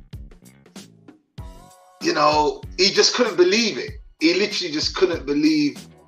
And I saw it on your face when you were out there. It was like, because you were going through it. You know what I mean? Before you came, I'm not going to get into all of that, it's family business, but you were going through it. You know what I mean? I saw that you were going through it. And even Miguel, you know, saw that you were going through it. And it's like, you're a different person today. It's weird that trip just changed your whole outlook on life. Do you understand what I'm saying? And that's what Dominican Republic done for me when Robert died. That's what it done for me. That exact same thing what it done for you. It just changed my way of thinking. I said, you know what? I found my paradise. I need to be here. This is where I need to be. You know, I need to start making plans. I just knew straight away. I need to start finding out where I can buy land. You know, I mean, because believe me, people, I've been on a mission to get land. I've been on a mission, and finally, I am a landowner in Dominican Republic. Not once, not anyway, landowner more than twice over. You know what I'm saying? I brought land and sold land, but I digress. I wanted an apartment. I pull it out into the universe. I knew I was going to get an apartment. I knew. There was no doubt in my mind. I was persistent. Now, did I lose money on the way? Yeah. There's places where I've gone for a certain apartment and I pulled back on it. I've lost my deposit. But the universe had to set it up that way. So don't think that I didn't lose money, make mistakes, make wrong turns. Oh, I had plenty of them. But it was all part of my process, and this is why I'm here. So you don't lose that money. So you don't go through You're gonna go through a few things. You really are. You're gonna go through a few things, but not to the extent that you might go through the same thing that I went through. Who knows? Because no one was there to tell me. And I'm telling you, and that's the craziest thing, right? Out of all the information on YouTube, there was none. There was none. You know who helped me navigate? You know who helped me navigate? Dominicans. Yeah. Actually, Dominicanas. It was a Dominicana that helped me get land. It was a Dominicana that helped me navigate through the highland. And you know, I'm gonna give props. I have to give props. I can't forget these people. Bronx. Shout out to my brother Bronx. That's my brother from another mother. Bronx. Yeah? Bronx was the one that helped me. African American brother. He was the next one that also helped me navigate. So I was lucky that I had the right people around me, because all that energy done is brought more good people into my space. Shout out to man like Miguel. Moving with, because I was like, we're a capital band, but moving with Miguel, I saw that, okay, we can move a bit. And I was dating a woman from Santo Domingo. You understand what I'm saying? But I didn't know about Santo Domingo like that. I didn't know. You understand what I'm saying? Yeah, you know, shout out to LA Paul, another one. You know what I mean? White boy from America. You know, he lives part-time in Santo Domingo. He showed me a few things and how to move and that. So I aligned myself with the right people. So it kind of made my journey smooth, and it's still going smooth right now. You know, it's still going smooth. I had to cut my teeth in order to learn. And this is what I say to people. If you are making that, listen, go to Sasua, go to wherever you want to go to, do the paper, have fun. I've got no problem with that. No problem with that. But when it comes to your life, have everything. You need to pause your end. Let me pause your end. I don't know what the hell's going on with you, boy. Let me just pause him. Mute him. There you go. Okay, there you go. So, you know, it helped. That helped greatly that I aligned myself with certain people that helped me at the end of the day. You know what I mean? So, like I said, I would say to anybody, please, if you are making transitions, if you are moving to a country, just align yourself with the right people. Get as much information as possible. I'm still learning. Today, I'm still learning. I'm still getting game. I'm still getting school, because I never get to that point where I say, you know what, I know everything about Dominican Republic. No one can tell me nothing. No, there's certain things you can't tell me, and there's certain things I won't allow you to tell me. It's just not going to happen. Because I would just look at your life and say, what can you teach me? None. But I'm not ignorant like that. I always have an ear to listen to my elders and certain people. Anyway, let's move on. Yo, Big J, DR is paradise. You can lottery get 2 condos for 80k. He said literally probably live in one. Yeah. There you go. There you go. You can. You definitely. You can. It's quite possible. I'm not going to say that's not possible. Salute to Miguel. Yeah, that's cousin alive, man. Let me unmute him because he's making a whole heap of noise. Risky things.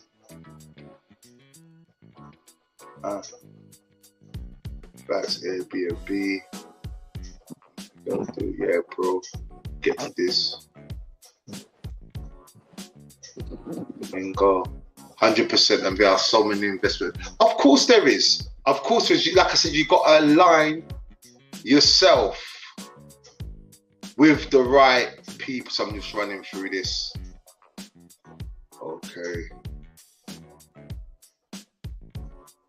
Okay. That's the StreamYard, people. So if you want to jump on and just share your experience, feel free. Instead, you might have to scroll up a little. Back to the thing. Yo, cuz, Yo. Yeah, I'm gonna bow out. I've got work. All right then, man. Blessings, yeah. Thanks for Everyone passing in the through, chat man. party, smash that like button. And Yes, sir. Escape. All right. Later. Salute. All right, man. That was Cuzzy coming through. Yeah, man. He enjoyed himself. Let me get this. Big J had a secret getaway for years, and his cousin finally clocked. This is what I'm saying. But you know what? It's crazy, right? Because I was telling my cousin, you know, he was going through it. So I was trying to tell him, cousin, you know, come with me, you know, come with me. Finally he came and he was like, wow, you know, wow. As I said, Dominican Republic, it's not for everybody. It's not. I'll be honest. It's not for everybody. I'm not going to sit here and say, oh, come to Dominican Republic. Like I said, if you're planning before you leave, it's going to be, it could be Turkey. It could be Afghanistan. It could be Japan. It could be Australia. Just have a plan. Dominican Republic's for me. That's one thing I know. But I brought my cousin and say, look, contingency plan. Plan ahead. Don't just jump on the plane and be, oh, you know what, I've had enough of this shit, and throw your toys out your pram. Don't do that, people. Don't do that, because you're going to make life even harder than what it is. You don't want to do that. Plan ahead. It don't matter. Like I said, if you're tired of work, if you're tired of life in your country, bad marriage, bereavement, stress, change of environment, it don't matter. Plan ahead. If you feel like I need to leave this country's doing my head in. Now, if you've got the money, fine, go. If you're 9 to 5 man, get your money up. If you've got 10 racks in a bank, save that 10 racks, then go. You know, go and do your due diligence. Find out what's a nice area. You don't want to be moved to, I'm just going to go there. And some people do go blindly. And when they go blindly, some people do make a successful guy. I'm not going to sit here and say that. I just personally wouldn't do it. I need to know the layout of the land and what I'm doing before. So that's why I always say time is my best friend. I always say my timing is right. So the way that the universe set it out for me, my timing was perfect to find that plot, to get my land. I didn't just go to the Dominican Republic and grab my land. No. You know how much pieces of land I looked at? You know how much people kept to come to me? Oh, Big J, there's land to sell. There's land to say that we just fall through, or it'd be some bullshit. I went through it. I didn't just walk in there. No, I went through it. But I knew my time was coming. I knew.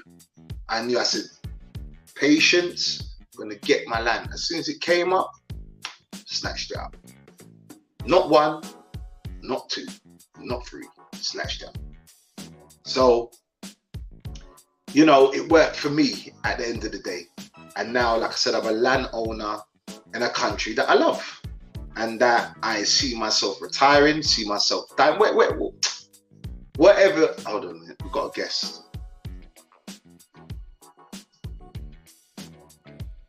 Manners King.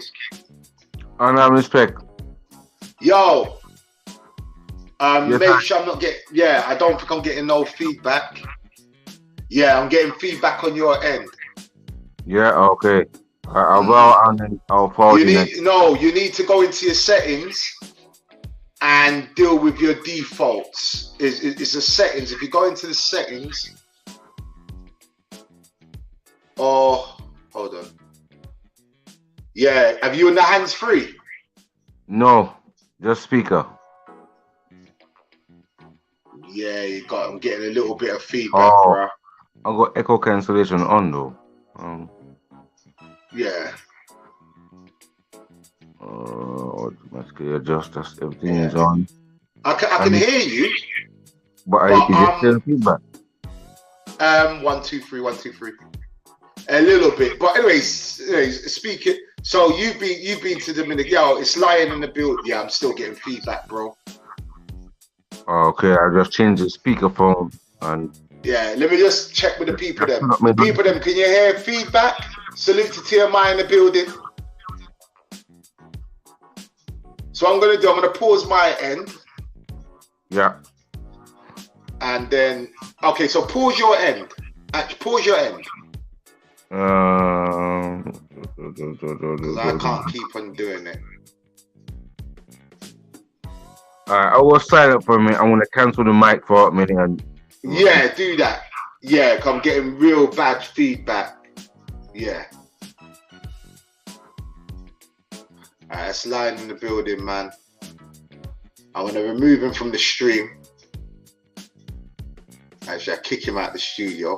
I do. It'll come back in. It'll come back in. But no, actually, let me fling that back in once more time. It's like people are afraid to come here to us. We've got 19 people. If you want to come up, feel free to come up and just share your experience. Just share your experience. Come and share your experience, man. Maybe I'm missing out on some jewels. Come up and share your experience. Why, what your contingency plan is, what things you're gonna put in place for your escape. It could be different than he's gone again. It could be different from mine. So come and share your experience, man. Like, I'm about to close this soon. I'm not doing an all-nighter. I'm trying to watch a movie tonight. I'm trying to ring my missus tonight as well. So, like I said, I'm going to be in Dominican Republic very soon. Salute to my big bro, Miguel. Well, he's not my big bro. Miguel's a little bro because I'm older than Miguel. But no, salute to my brother still. Salute to my brother still, man.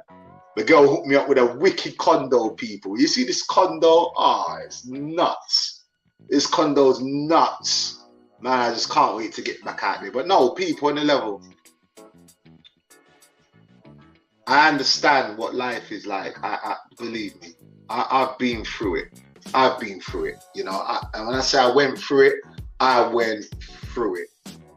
Just have a contingency plan. If it's 1 year, cool. If it's 2, 5, cool. Stick to your plan. And save. Saving is very important. Yeah?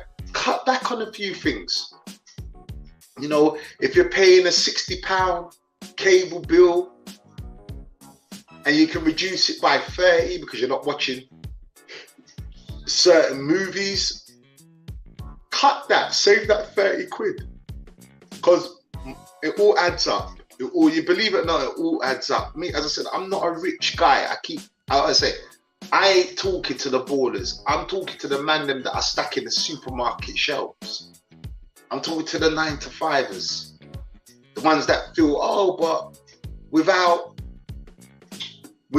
money, I can't do anything. Without this, I can't get this done. Without that, I can't get this done. No, yeah, you can. Yeah, you can. Let me. I don't know why it done that, but put my girl up. But yeah, you can. It's possible. You can get a slice of paradise. I choose to live in a $180 apartment. I can go and rent, and I'll tell you what. I'll tell you this for nothing. My cousin moves over. I'm still gonna keep my place. Cause I love it. But I'm also gonna be renting with my cousin. A nice modern spot. $500. We're gonna split $500-600. We're gonna split the rent, get a 3-bedroom office in there and everything. Yeah, it's cool. No problem. Gonna do that. But that's well in within my budget, But I choose to live like that. While I'm finding my feet in DR, because like I said, I don't know everything. So I'm still learning. I'm still in the process. So that serves me well. It's not breaking a bank. It's not eating unnecessary money that I don't need to be spending that. It's serving me well. Can you go to DR and get a spot for that price? Of course. I said my spot's decent. Like, if you see my spot is decent. Trust me. But like I said, some people, I've got all my ornaments on the wall, and it's my spot. It's my place. Nice kitchen. Nothing too fancy, nothing too great. Ain't no, modern shit I got on there. You know what I mean? Yo, salute to you. What's good? What's good? Salute, everybody know this is Travelmatic. Please go to Travelmatic's channel and let me tell you something. People, leave my channel right now, go to Travelmatic's channel, subscribe, smash the like button. This brother has got gems. Trust me. This guy's got gems in the channel. Go, just tap in Travelmatic. As you see his name, tap it in, go to his channel, like, subscribe. Anything to do with IT, remote working, this is your guy. I'm gonna repeat it again because some people are deaf out there. And this is, you don't see a smile on my face. So this is how you know say I take life seriously. Go to this man's channel. If you want to learn about remote working, and it's on the realms of what we're talking about. Planning your life, planning income coming into your bank, working away in the sun, working in paradise. This is the man's channel you need to go to, people. Right? And smash that like button. So, brother, as we're talking about having a plan, hold on a minute, I've got someone in the background. Right. If he starts echoing, I'm going to remove his scunt. Anyhow you're echoing, you're gone, you know. All right. Now I'm gonna make it, but pause your end while I'm talking though. All right. Yeah, cool. Okay, no echo. Okay, so yeah, when you talk, you just bring you in when you talk, so you know the mute button line. So Travelmatic, you know, at the end of the day, and I'll give you an example. You know, my cousin, he was just on here. Yo, TMI, you need to get your ass up here, bro, and stop playing about, man. TMI never comes on my channel. That's a disrespect. Never comes on my channel. Never comes on my channel. Never. I'm always on his channel, but he never shows his face. He's gonna be like, But anyway, you know, life is a serious thing, my brother. And you know, there's a lot of people. I went through my shit. You know, you know the craziest thing is. The craziest thing is people, and I told the story of because you know there's a lot of thing about this red pill and this blue pill situation going on right now. I didn't travel for that reason. I didn't travel for women. And Lion's in the building right now, and he would attest. He was actually with me. We went to, and you don't even really know the story. I was going for a bad marriage. And I remember Travelmatic. Me, my boy Lion, that's in the chat right now, or that's on the panel right now. And we went to Cardiff. I believe, Lion, correct me, was it 2 weeks or 3 weeks? I can't remember. It was 2 weeks. 2 weeks we went for. Of research and no, forget that. You're going too fast. You're going too fast. You're going too fast. You're going way too fast. 2 weeks we went to Cardiff for, right? Yes, sir. So yes, sir. I was going through it because my homeboy just died. He was a friend of Lion's as well. He died in his sleep, Travelmatic. And I remember I went back to Germany, went to go and see my wife. And I came back. And we went to Cardiff. And I never forget, Travelmatic, my boy, I don't know what you were doing at the time. I don't know if you were rolling a fat one or something. You were doing something. And I just looked at him and I said, bro, I'm done with my marriage. I literally said, am I lying, Lion?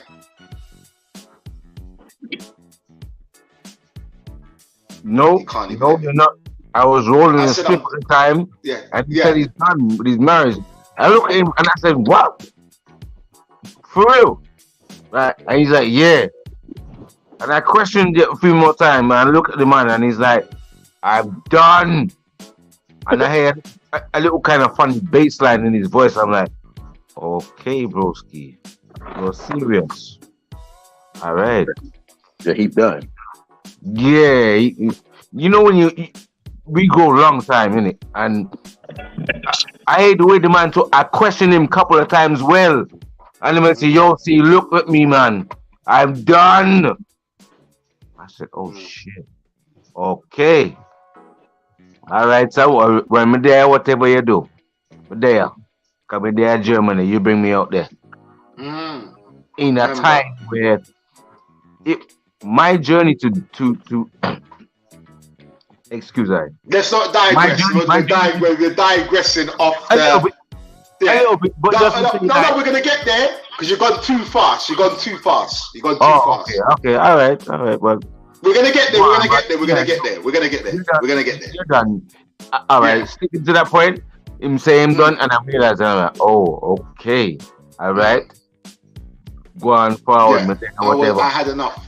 Yeah. I literally had enough. Life. Sorry, pause your end. So yeah, I had enough. Travamatic. I had enough with my life. I had enough with my marriage. I didn't know where life was heading. So when people talk about blue pill and red pill, I don't know about that shit. Because red pill and blue pill did not bring me to DR. Pussy didn't bring me to DR. Women didn't bring me to DR. The death of one of my best friends brought me to DR. Wow. Okay. Not pussy. Pussy did not bring me to DR. I said to my friend, I need to get, bless up Jackson G here in the building, I see you, bro. I said, I had enough. I said, I've got to get out of here. I've got to go.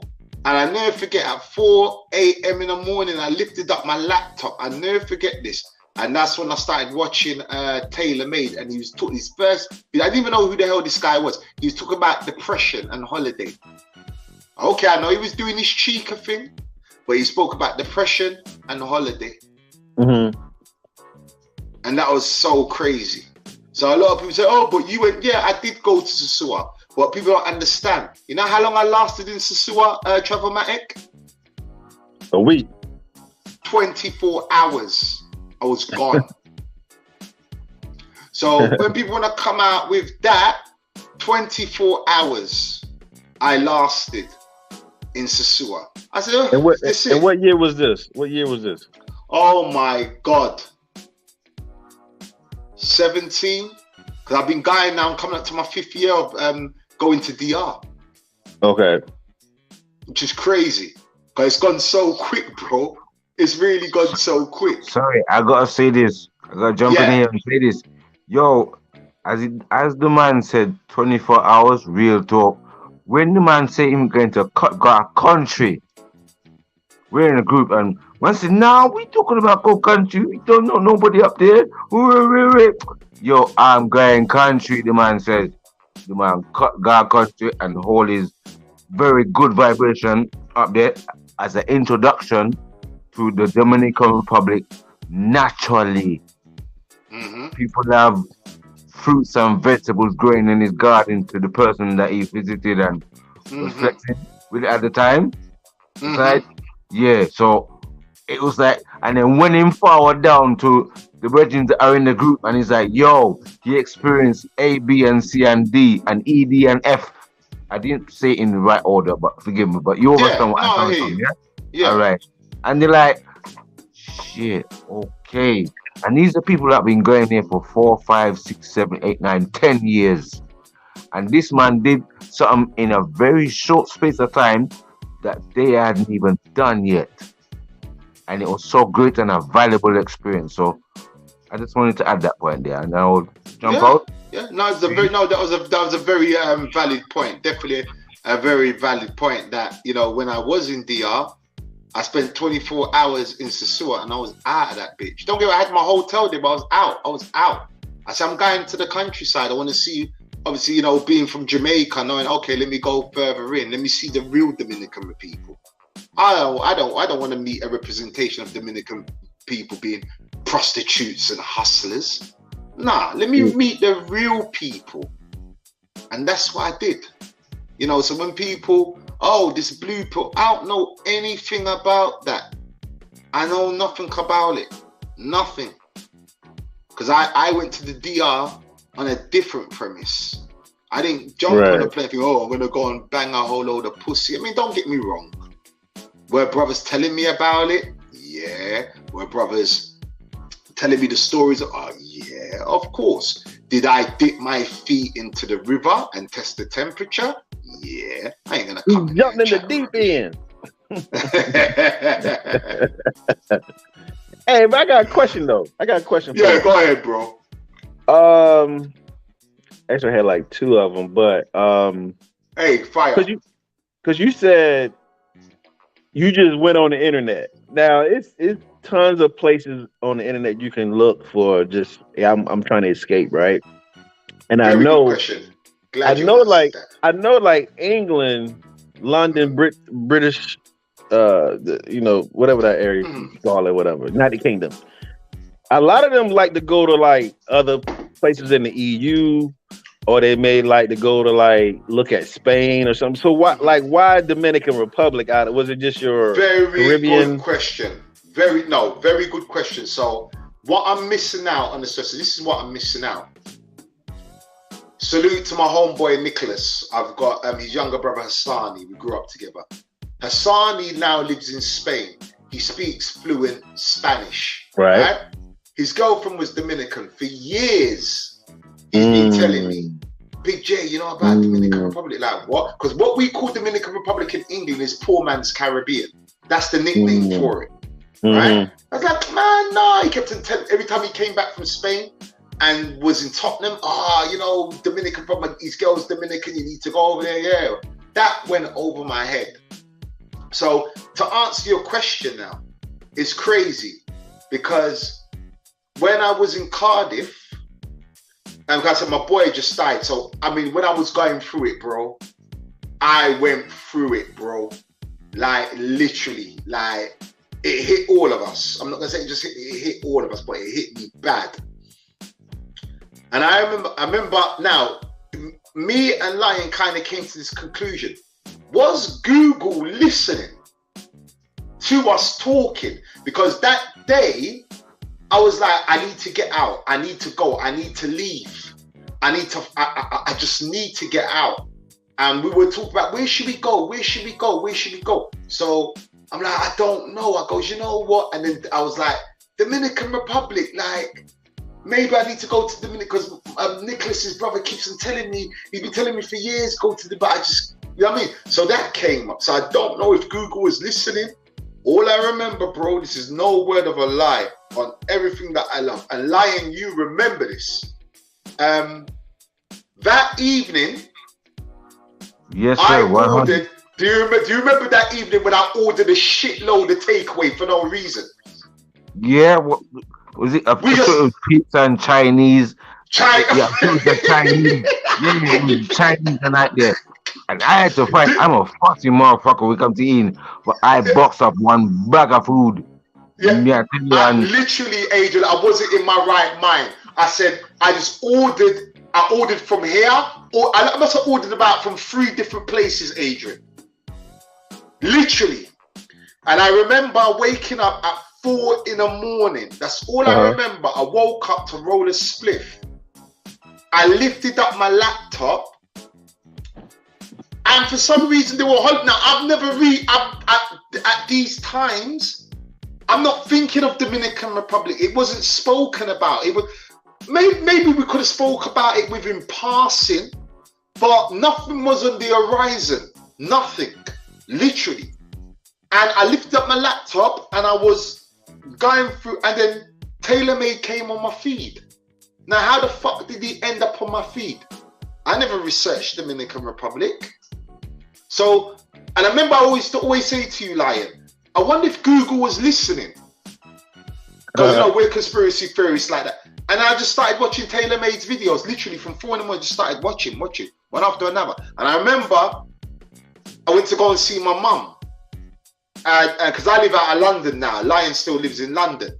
And Lion came to check me at my mum's house. So I remember we was in the living room and there was this remember that documentary that I brought for $5 on YouTube? Yeah, man, that boy there. We won't call his name, but no, him. No, there was a documentary on YouTube. For a $5. You said, we watched it. Should I purchase it for a $5? I was like, yeah, let investigate this place, Dominican Republic. Let us give a little bit more educational eyes to this place, because it seems nice what we're hearing. Yo, that was the video of videos. It was, man. You don't have it up no more. Public, you know what I mean? It was a green light to our vibes on where we were going in our thoughts at that moment there in time. Yeah. So there was a green light. I can say one thing. Dominican Republic, for me, and those who are planning, obviously it could be anywhere. For me, Dominican Republic changed my life and changed my whole outlook on a lot of things. I can say that. But your next question, Adrian, sorry. Yeah, you know, because I'm gonna table my other thought too. But my second question was not really a question. It's more of a we're building as we always do. It's more of a outlook on you know, yourself. You went to Dominican Republic. You've been there 4 years, and you just mentioned that you bought land, and you know, people been there 10 years and haven't bought anything. This is where I want brothers to get to, because, and I'm like, I don't know if it's because you born in Europe. I mean, not born, but you've been raised in Europe. Let's say, maybe that's. I believe sometimes the your what you can kind of be influenced by is by your surroundings. So, with you going over there as a brother, as a person with black diaspora in their blood, most guys don't think like that, especially from the States.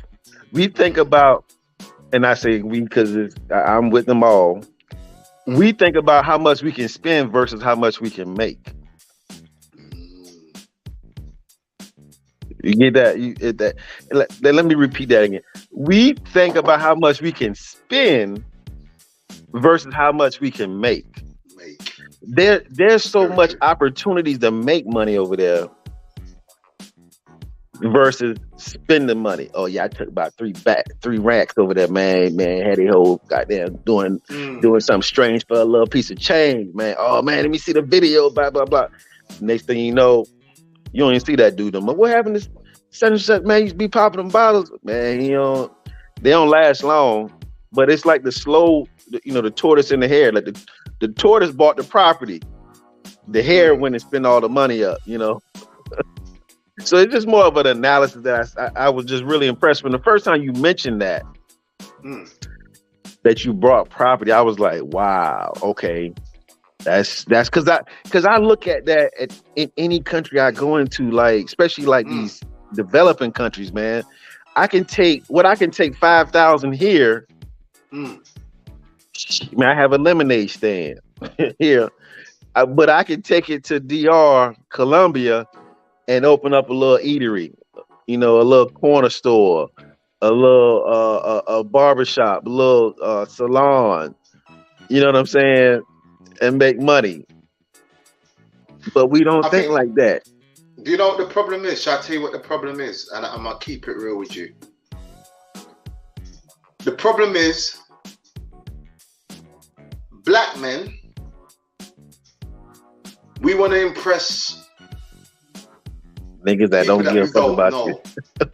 Right. No, we want to impress people that we don't know. We want to impress people that we don't know. We don't want to be true to ourselves. We're always trying to impress other people that we don't know. You see, I don't subscribe to that. Once I went to the DR and shout out to Bronx. Bronx is actually in the group, actually. So shout out to Bronx. Okay. Bronx took me to Porta Plata. And I remember we had a driver. And I said to the driver, stop the car. He's like, we stopped the car. I got out on the Malecon and I said verbatim, I wish Bronx was up here, man. I said verbatim, this is my home. I put that in the universe straight. I said, this is my home. This is where I belong. Okay. Yeah. So let me pause just a moment, because that was where I said I wanted to go, because it's almost like first love, first sight. Right. So I tell you when it was. I tell you when it was. That was my second trip. Cause my first trip, I went to the zoo for 24 hours. Then I left the zoo, and I was in the countryside. I still had my hotel in the zoo, but I was mostly in the countryside living it up. And then I'm missing out a lot of the story, which is shameful. I shouldn't be doing that, because I'm missing out some vital people in this story. I shouldn't be doing that. So please, chat, forgive me. I'm not making it up on the spot. Just that I've been to DR so much time. Salute to Red Alert. So to salute, I'm missing out Red Alert. I bumped into Red Alert and his friends in a bar. Red Alert? Not DJ Red Alert. No. Okay. Red Alert as in Red Alert in DR. You know, Red Alert in DR. Yeah. Not V Red Alert. No. I wish. and he was with a couple of friends. So he said, look. So I was talking to him. He goes, yo, bro, I want to show you my crib. This one I went to Maranata. I went up to Maranata, and I was just like, and Lion's been there, the same spotlight, the same big white house that Red lives in.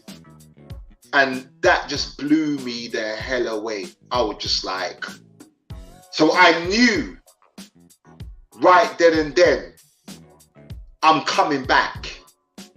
There was no doubt in my mind. I'm coming back. I never forget my first trip. I'm coming back. On my second trip, that's when I got taken to Paula Plala. And I fell in love with Paula Plala. I knew, I just put it in the universe. I said, look, nothing's gonna stop me. Nothing. I'm gonna own land here, and I'm gonna have an apartment in due time. The universe, I'm gonna make, I spoke to the universe, and the universe is gonna bend to my words and will. I've got to put in the work, but the universe is gonna bend to my will. And it's happened. Okay. Now, I don't want to put this, I've put it out, but I'm just gonna let people know, I am going to be opening up a business. It's a small business, but I'm gonna be opening up a business in the Dominican Republic next year. I will be opening up a shop. People need to understand. People need to understand. And what people get thing with. You don't need much capital to do things in Dominican Republic. I'm not rich. I don't care. I can tell you how much I earn before tax. It's not much. I can tell you what I earn after tax. I don't earn much after. I can tell you my take home every month. I ain't got a problem with that. I'm an open book. I earn 2,300 after tax. That's my take home. And I still make it happen. I've got bills coming out. I've got to pay child support out of that. But I still make it happen. I don't have all the money in the world. I've met guys that are on six grand a month, 7 grand a month, 4.5 grand a month. But I'm still making it happen because I'm determined. Ain't nothing gonna stop me. Ain't nothing gonna stop me. You only need a little bit of capital to start a business in DR. You don't need much capital. You just need a right idea. When I said, you know what? The business that I'm gonna open, I was looking for a shipping company. There was none. But I spoke to you, I said to the universe, you know what? You're gonna give me a shipping company. What happened? Went on, found a shipping company. It's a bit pricey, ain't gonna front. It's like £600. I'm not gonna lie, which I'm not happy with. But at the same time, I'm gonna have to work with it. Sometimes you have to take a beating on the head in order to be not. Listen, I always say to people, when you came out your mum's womb, your mum didn't look at you and say everything's gonna be all right. I don't recall my mum ever telling me that. So why should things be plain sailing in life? And I always say that when you came out your mum's womb, did she look at you and say that life is gonna be easy and plain sailing? I don't ever recall my mother telling me that. So then why are people expecting things easy? You have to put in the work. if you want it. When I talk about my relationships, I'm on my 4th relationship. Why did I need to go through them 3 relationships? To learn about some things. It had to happen. To learn about some things. No, that woman ain't for me. There's nothing. You're not bad, but you're not for me. And then my queenie came in time. But I had to go through the baptism of fire. People think that they're making transition, that, oh, that's it. Once I made the transition, that's it. No, you still have to go through the baptism of fire. And I'm going to still keep on learning. I know I'm going to get shafted. I know I'm going to get fucked when I start my business. I know things are going to go wrong. I expect that because it's part of the parcel. And I'm ready to take on that challenge. I knew once I got my apartment that I'm going to get blackouts and things like that. I've sat in my apartment for 24 hours with no electricity. And I had to sit there thinking, no, it comes part of it. Okay, I'm going to look to get some inverters. I don't like creepy crawlies, but I know if I don't put no nets on these motherfuckers, there's going to be a big... You know how much wars I've had with cockroaches? You know how many... Oh, you guys don't even...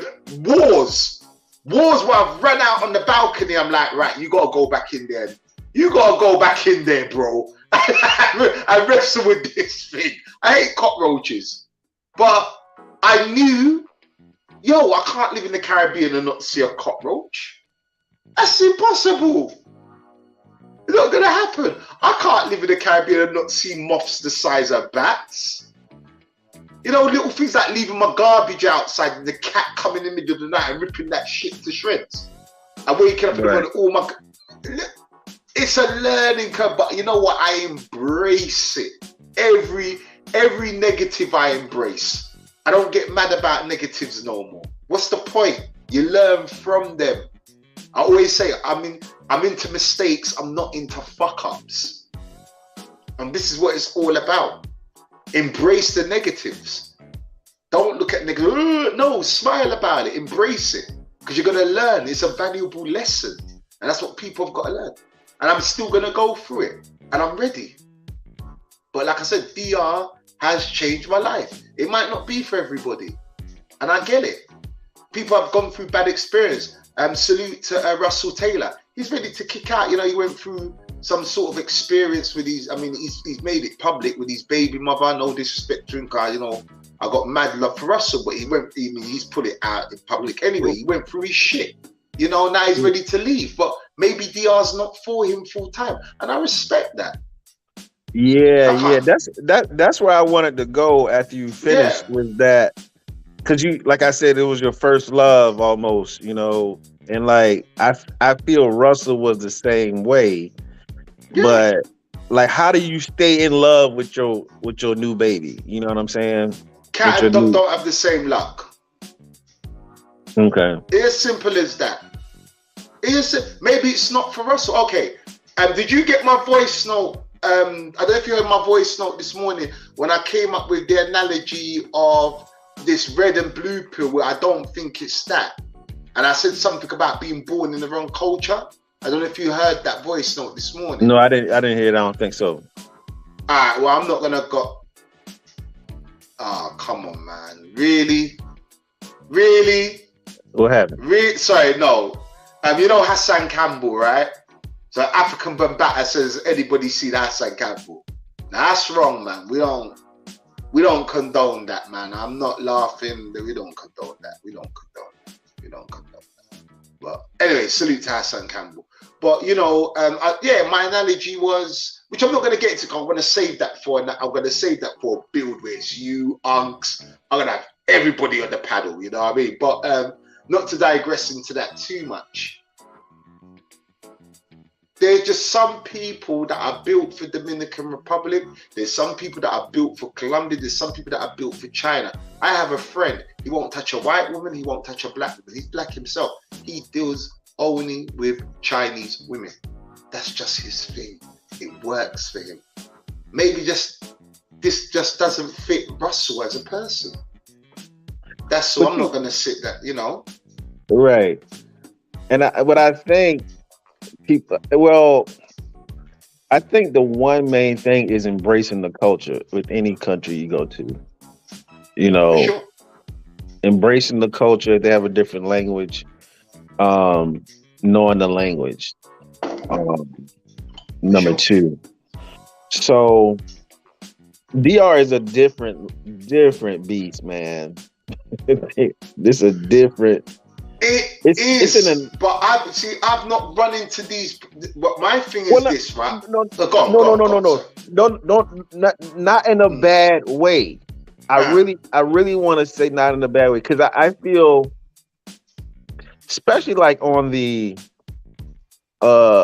let's say the hanky panky level, Right.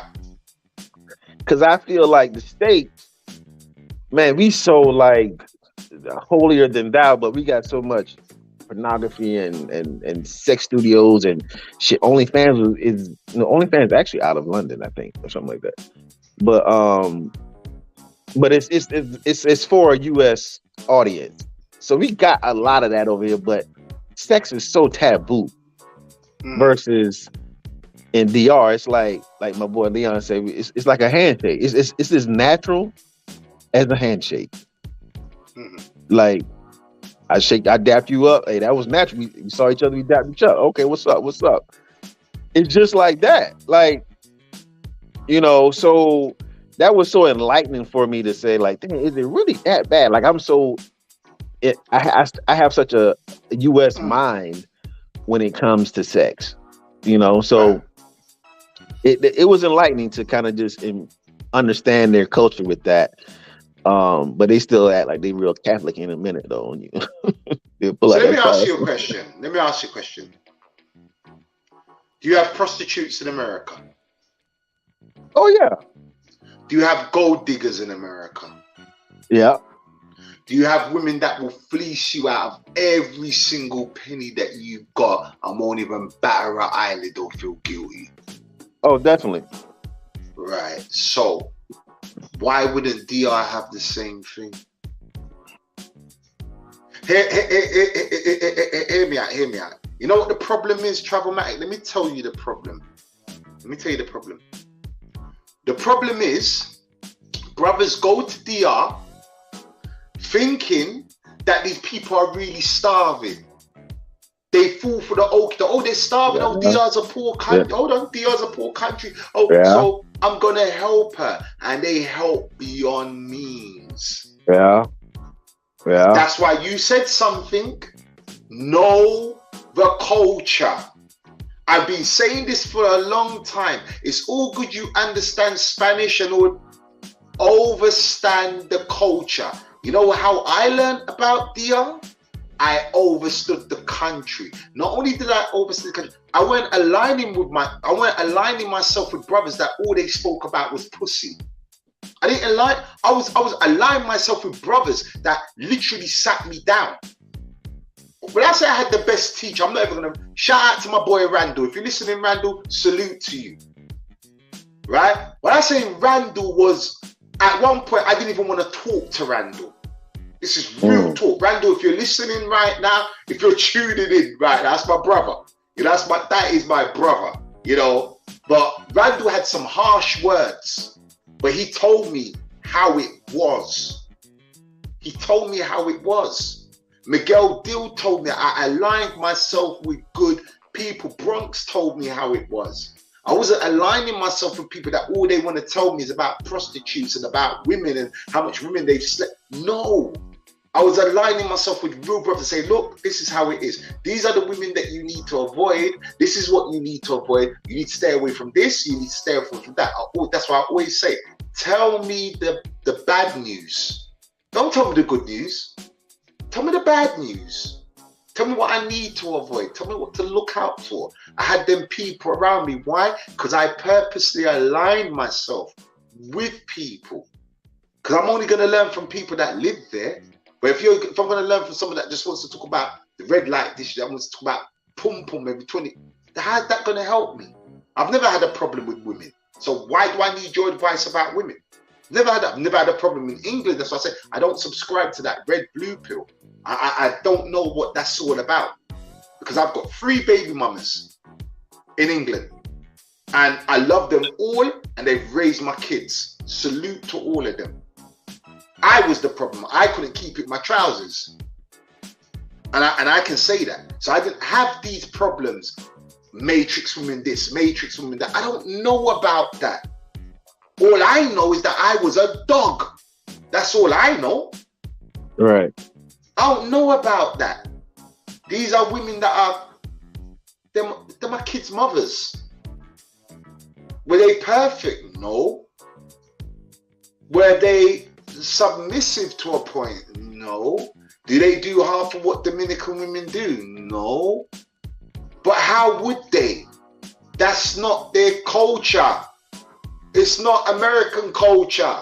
That's why I don't subscribe to this blue pill, red pill. It's a culture thing.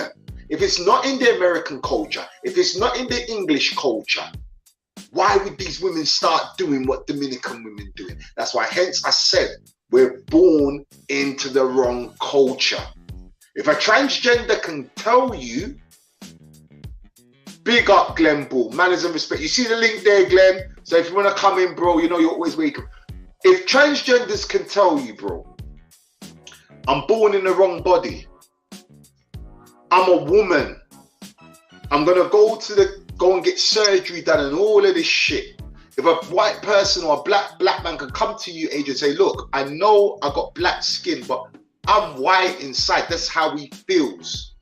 And let's just say that is really how they feel. We need to start recognizing why. Now, there are some people that just travel for sex. And I get that. And there's nothing wrong with that. If that's your thing that you feel, you know what, I get more pum pum in Colombia or get more pum pum in DR opposed to America, and I'm the man, salute to you. But let's look at the other side. Why I love DR so much: the weather, the food, the climate, the atmosphere, everything, the way that it makes me feel when I wake up in the morning. It gives me that nice vibe. The culture. Are the women a bonus? Of course they are. But my bonus runs differently because everybody knows I'm a relationship guy. I'm in a relationship right now. My missus treats me like a freaking king. And I love it. Do I feel more of a man than I ever did? I've always felt like a man, but I'm saying, does she treat me like a king? Are the rules different? Opposed to dating someone in England? Yes. Do they fit in with my narrative? Yes. Definitely. So we need to understand, we need to also recognize there's another side to this. That's why I don't subscribe to this red, blue pill crap. It doesn't pertain to me. Actually, let me rephrase that. It's not crap because for some people, it's real. Right. For me, it's not. It doesn't play no part in my life because, like I said, I didn't have a problem. You don't hear me on here dissing people, women from England. Never. There's some beautiful women in England. I love American women. Everybody knows that. Yeah. Give me that. There's a lady called a cut boss. That's my wife.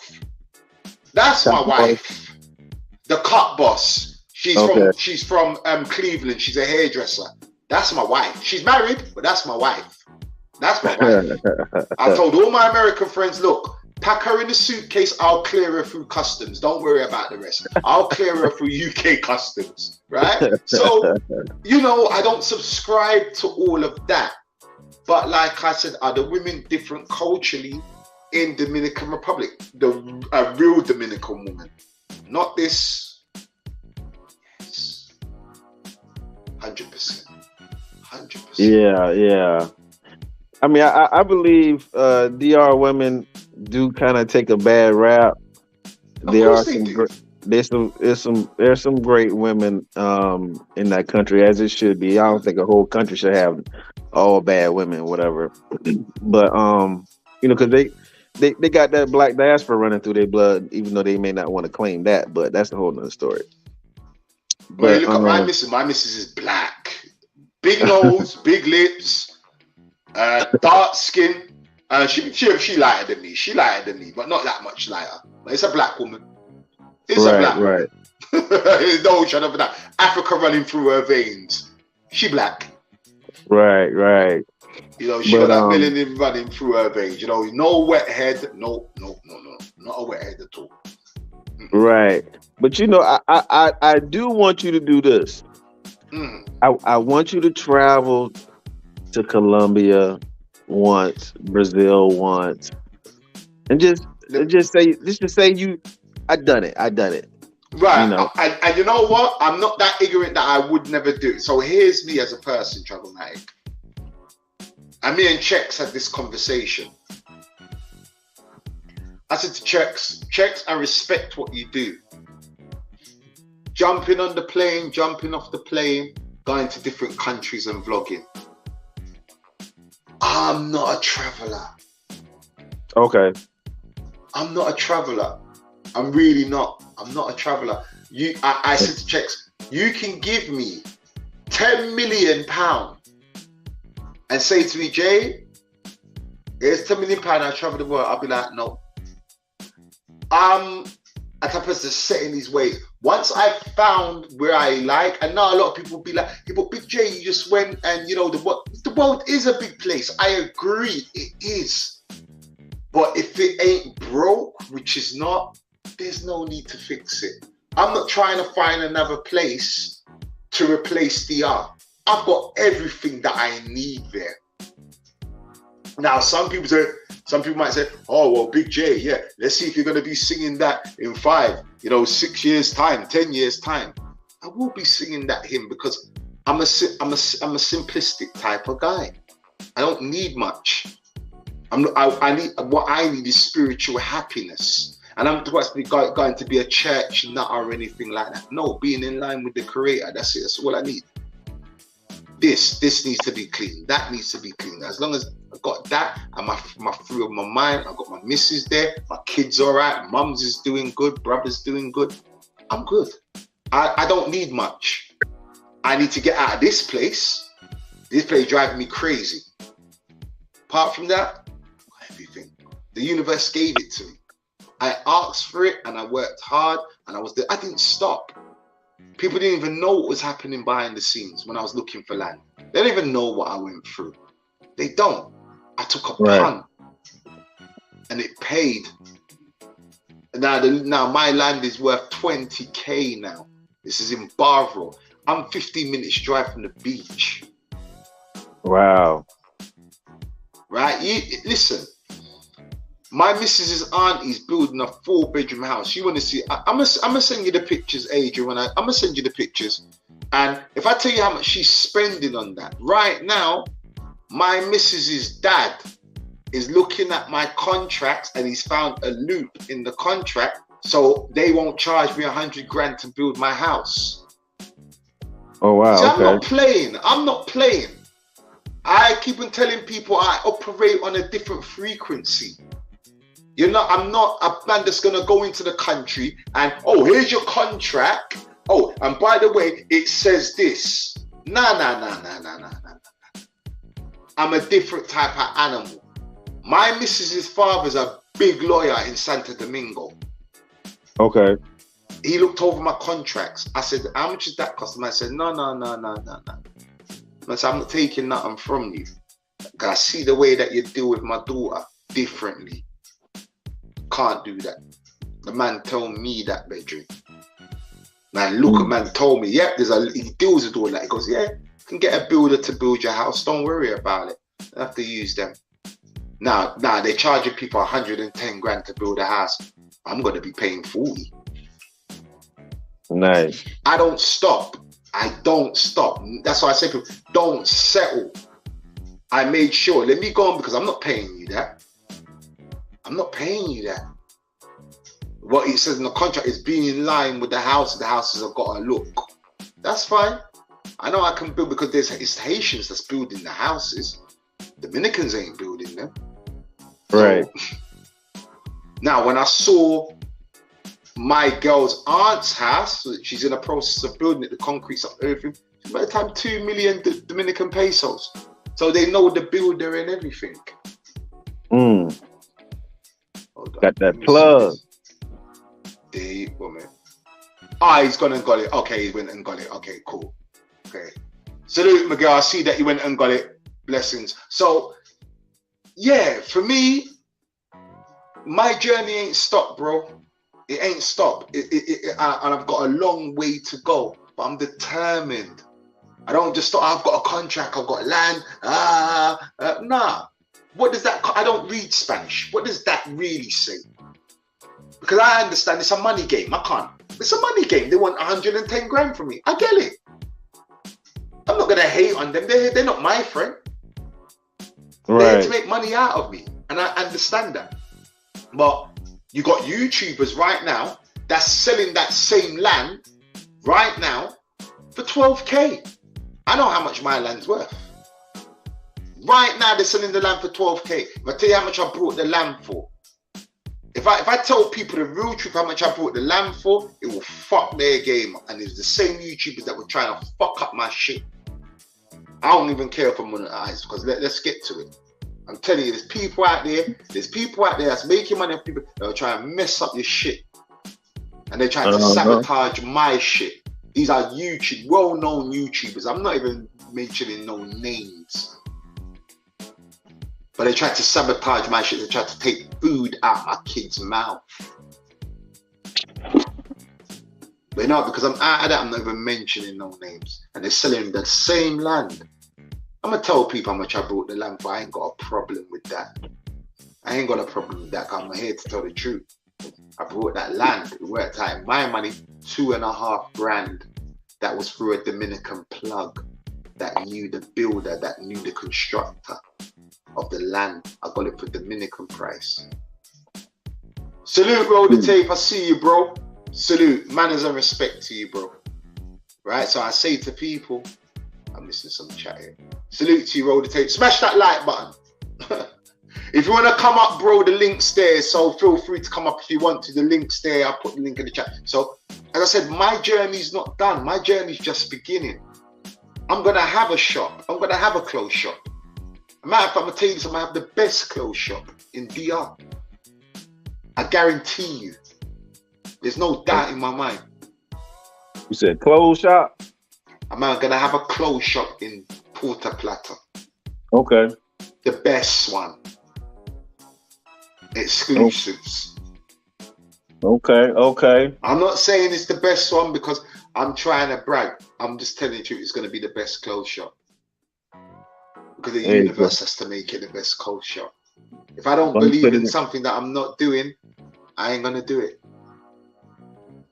Go ahead and put it in the universe, in the air. Oh, definitely. I'm not playing. Life is no joke. I lost my best friend, bro. I lost my best friend. He was young. He was 8 years older than me. And he died. Just when he's ready to change his life, he died. Not here no more. So what are we doing? What are we waiting for, people? What are you waiting for? Right. Yeah, I feel you on that, brother. I had a friend that died around my same age. College roommate of mine died. Kind of changed my life a little bit with that. Working like crazy, working 2 jobs. That's why this remote working saved my life, man. and there you go. That's another thing I want to see. And there you go. Even with that, you know what I've been doing today, bro? I work from home. You know when I finish my work, finish that shit. You know I'm in my kitchen right now. You know I've been sitting in my kitchen, not even in the living room, in my kitchen. You know what I've been researching all day? Remote work. Yeah, man, because you spoke about capital, earlier. You were saying something about capital. You got to have that capital, man. Coming in. You got to have that capital coming in, funding whatever you're doing. I believe life is what you make it. Life is what you make it, people. I don't believe in fate. No fate. I don't believe in no fate. Fate, well, you're not in control of. How can you believe in something that you're not in control of? I need to be in control of my shit. So I don't believe, it's fate. No, it ain't. I didn't meet you, Travelmatic, through fate. No. Right. I met because I was asking Brown Liquor Baron about what he does on the computer and how he makes his money. And he goes, you know what, bro? I'ma pass you on. That ain't got nothing to do with fate. Bro, the tape, Richie Rich in the building. What up, people? You know what, yeah? You know what? You're disrespectful. You're disrespectful. Let me tell you why. You disrespectful, right? You never come on my panel. You never come on my panel. I'm here. Never. What you mean? Nah, I'm playing. I know got Salute. What's going on, Trevor, man? What's up? What's Hey, up? Man, you got it. You got it. Hey, you about to take a little voyage again. Yeah, man. I gotta go out to the land, man. Trying to get Big J out there, man. No. That's what I was telling. He got to be open, man. He got to try things at least once, man. Hey, Taylor May leaving DR, man. Everybody leaving, man. Yeah. Everybody leaving, huh? Hey, DR's not for everybody, bro. Hey, man. You know Brother Zaba, right? You know Brother Zaba. Oh, I know Zaba. He left as well. Yeah, he left. He's gone back to America. Yeah, shout out to him, man. But he told me a long time ago, man. He said, man, he don't want to talk to no expats after 3, 4, 5 years. He said, I want to talk to him after 7, 8 years in DR. Then we can talk. Like I said, DR's not for everybody. I know, but once you live there full time, man, you'll get the real feeling, though. I live there part time. I know what you see. What people don't listen. You know what the problem? Let me tell you what the problem is, Rich. The problem is people are expecting good news all the time. You've got money in your pocket. You're in DR, so nothing can happen to me. That's the problem. If people just keep it real, they think, oh, I've got a couple of dollars in my pocket. Like I said to Travelmatic, is there prostitutes in America? Is there gold diggers in America? Is there women that will use you for every penny and won't blink an eyelid? Yes. So what's different about DR? I tell you what's different about DR. Brothers are going over there.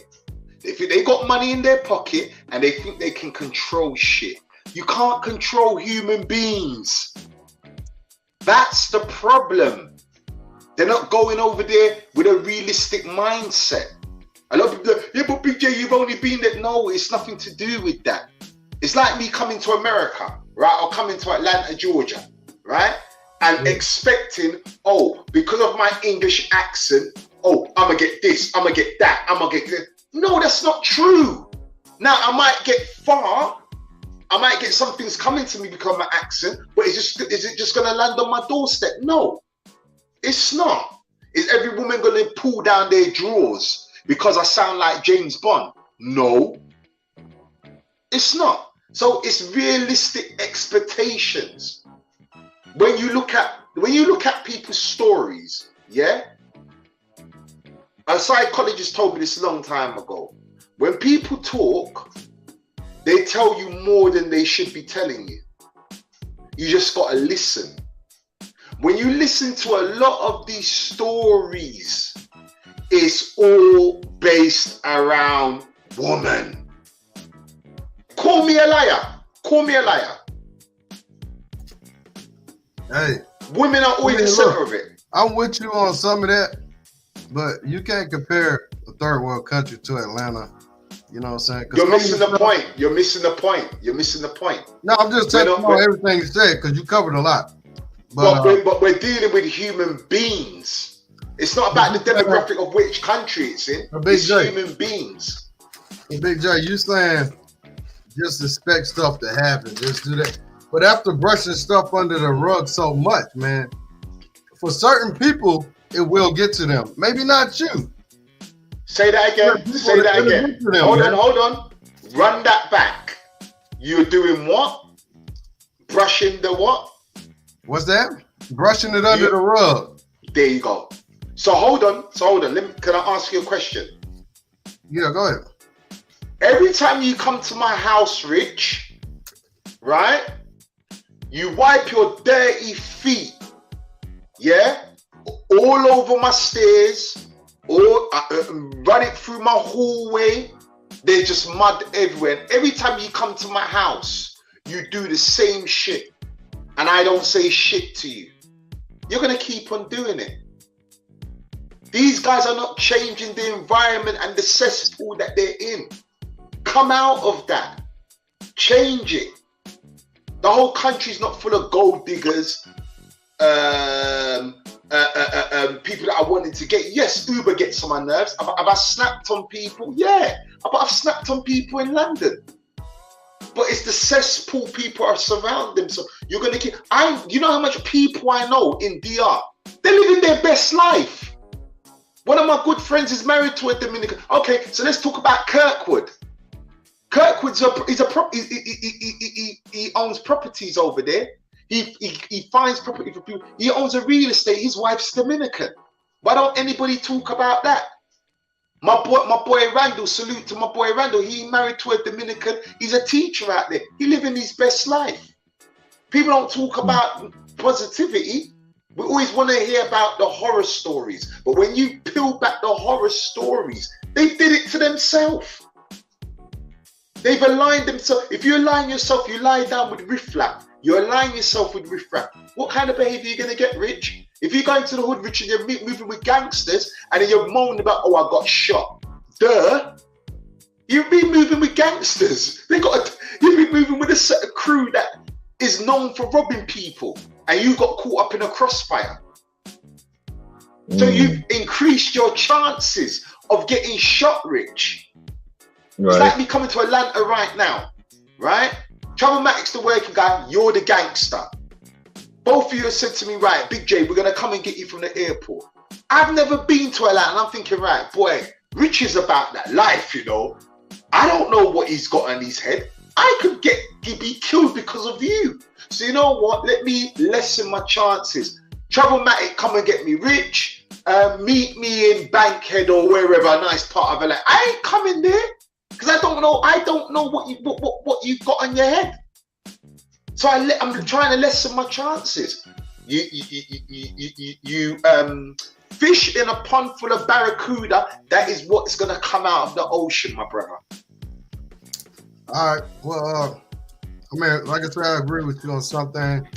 But you know, bring it on, Rich. Come, let's build. Let's build, brother. Let's build. I can't stay on long because I'm still at the shop. But time will tell, man. Time will tell, and you know, I hope you enjoy your stay over there and everything. But you know, if you're the type of person you run with thugs in Atlanta, and you get to DR, that's what you're gonna run with. But you're gonna have a different set of issues in the DR. You know what I'm saying?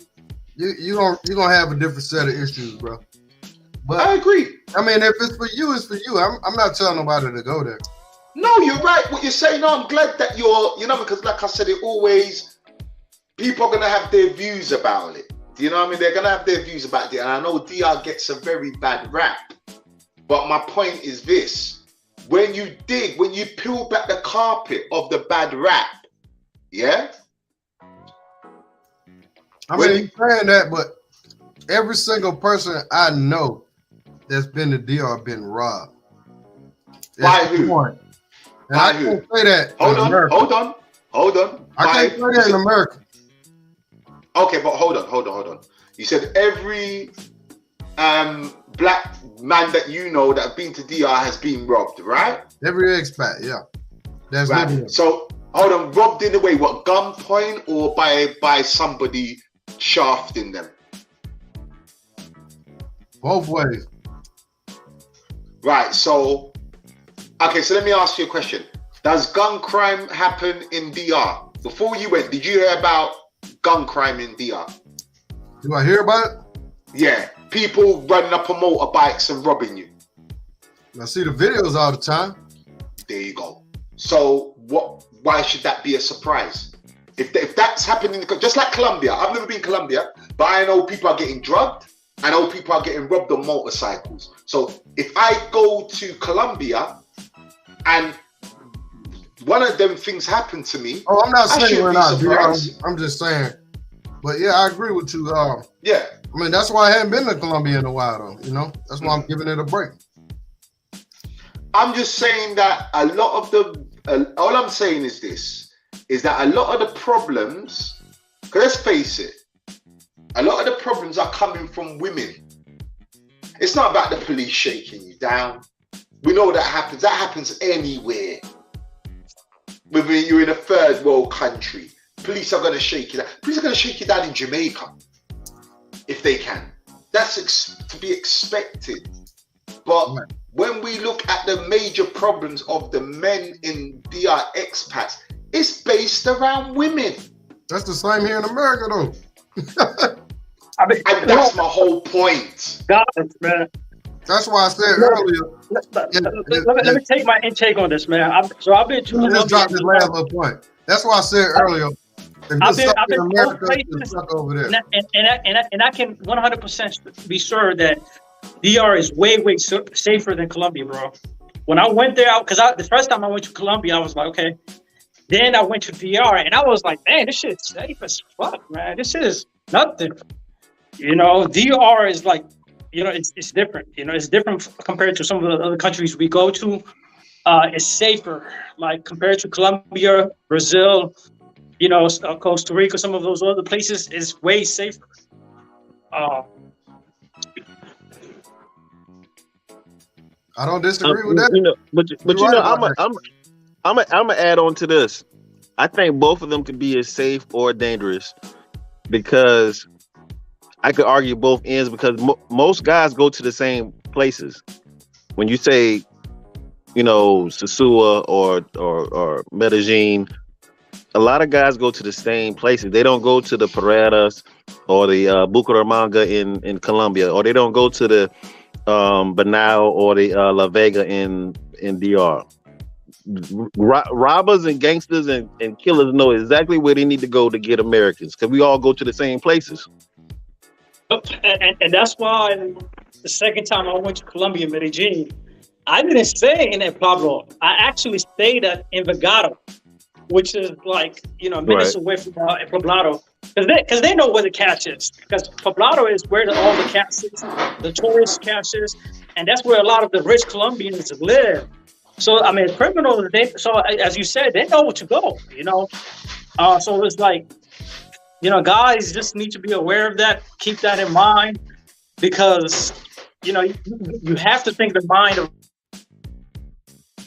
you know, being drunk out in the middle of the streets at night and having your guard down in one of the most dangerous countries in the world, you know? So, you know, guys just got to keep that in mind for that. Right. Definitely.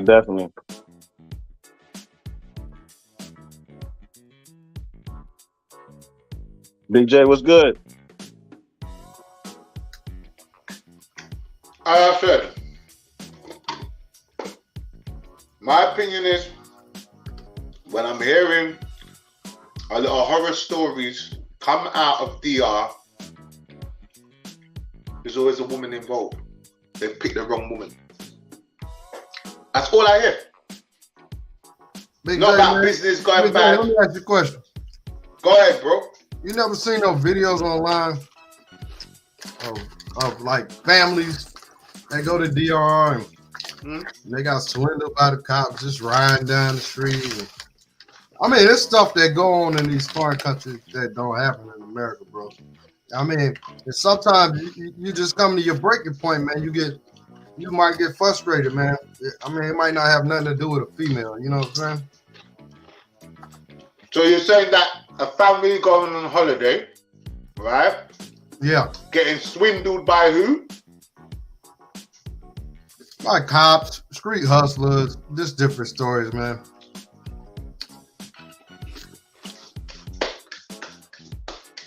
I'll tell you this.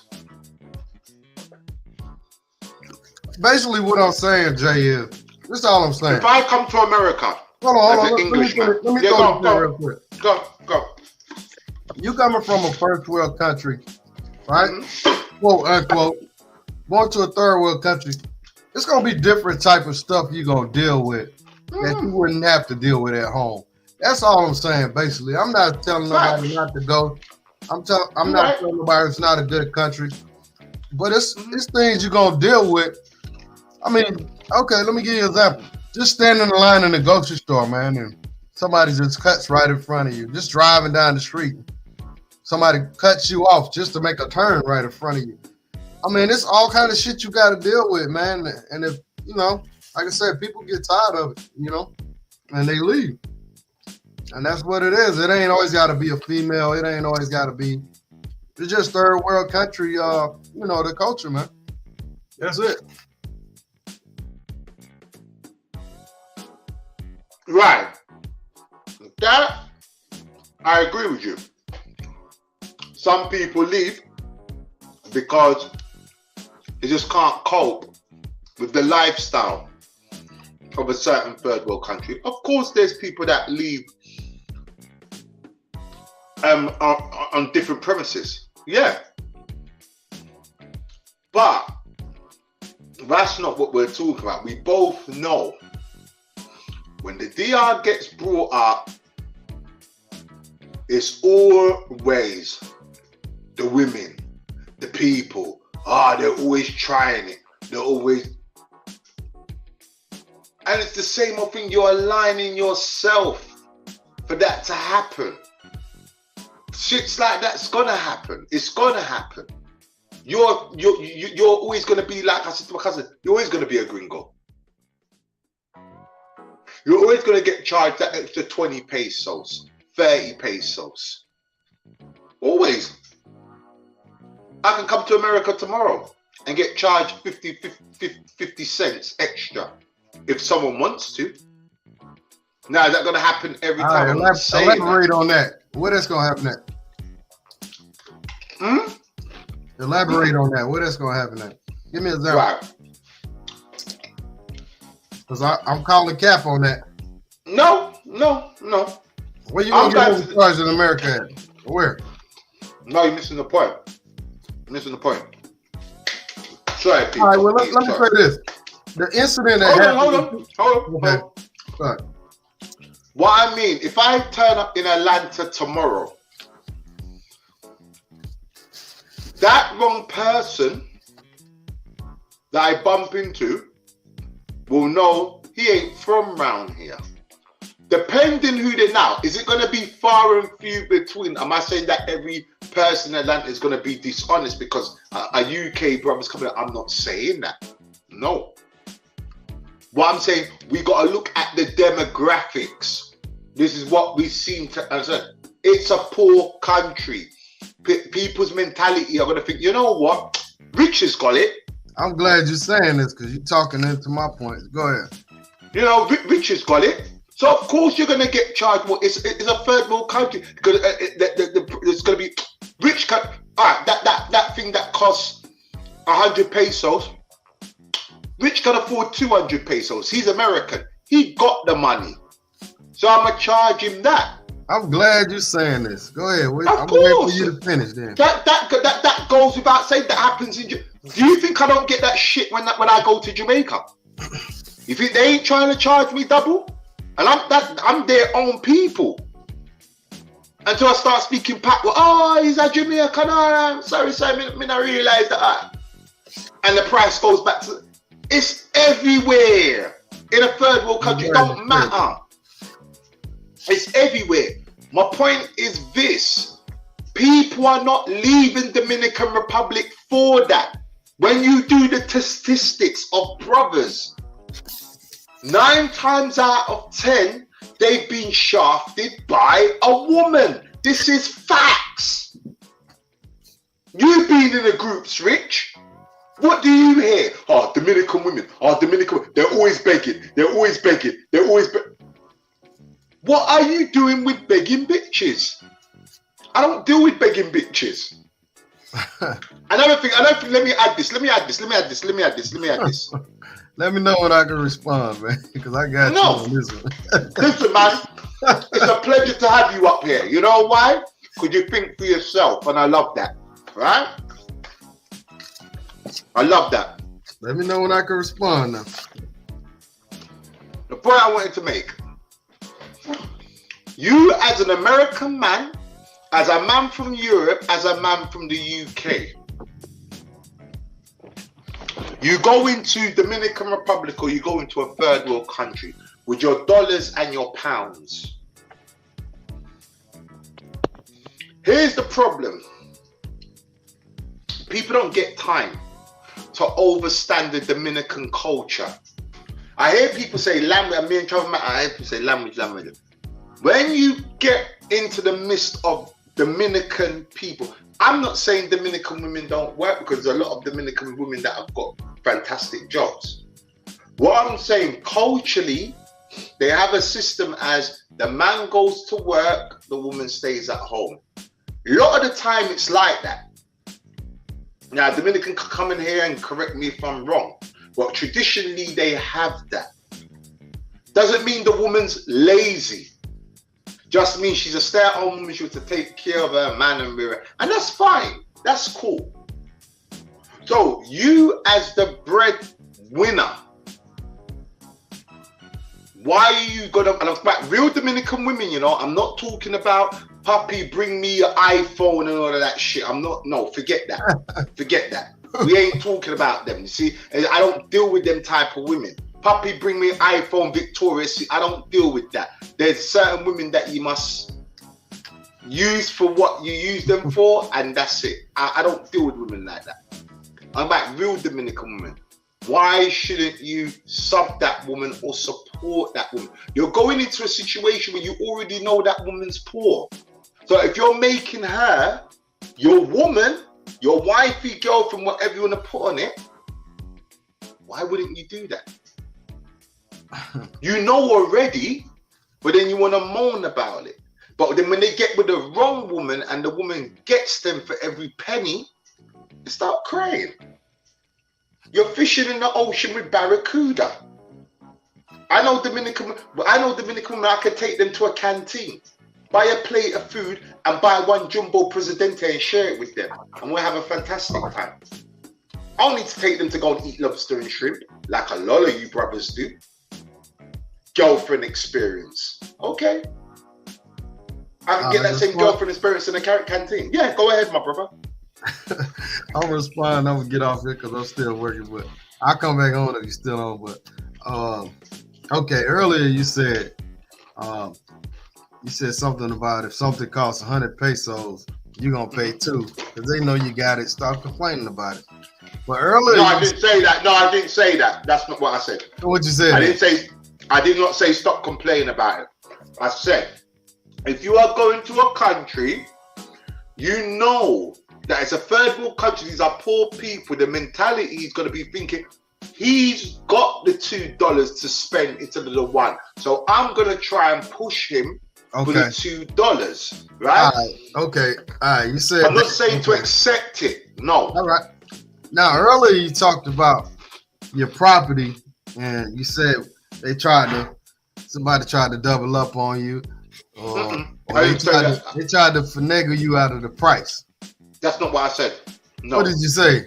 Hold on, Travis Matic, you're sitting right here now. No, what did he say about the property? I didn't say that. What did you say? I can tell you what I said. Go ahead.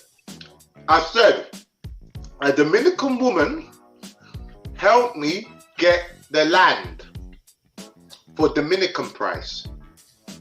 A well-known YouTuber, which you know, Rich, we're not going to mention no names. Yeah, I know. Because you know who I'm talking about exactly. Yeah. Tried to shaft me out the deal. Okay. All right.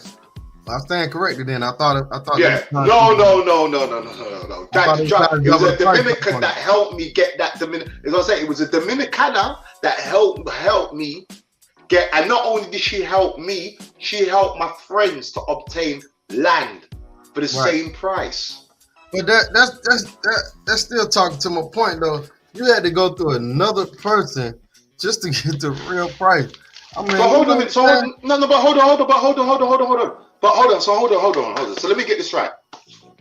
I'm in Atlanta, Georgia right now, right?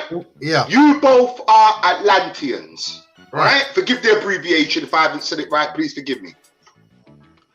If I feel, you know what, Richie Rich is advertising his mechanic shop to fix my wheels or something, but I'm not getting Atlantean price. Let me go to Travelmatic. Tell me the real. Where's Rich getting these rims from, man? Like, because Rich is, you know. And Travelmatic says, bro, come with me. Here's the wholesaler that Rich is getting his rims from. Oh! You're not my friend. You're going to make money from me. You're business. Here to make. That's called business, man. Thank you. So at the end of the day, it's up to me to say, before I give you my money, Rich. But see, this is different, though. This is different. Hold on. It's business. If you buy property in Atlanta, Georgia, and they say they want $130,000 for it, right? Right? Now, if you know that person, they might cut you a deal, but they're not cutting you. They're not upping the price because you're a foreigner. That's the difference. So you got to get because you're a foreigner. So it's a totally. But it goes back to what I'm saying. You're not from a third world country, nor am I. Right. So that's why you got to deal with the mentality. You got to deal with third world culture. So their mentality is going to be like Rich, Jay, and Travelmatic's got it. If they can afford £179 worth of Jordans on their feet, excuse the abbreviation, they got it. Richie Rich goes to lunch and spends $50 without blanking the island. They've got it.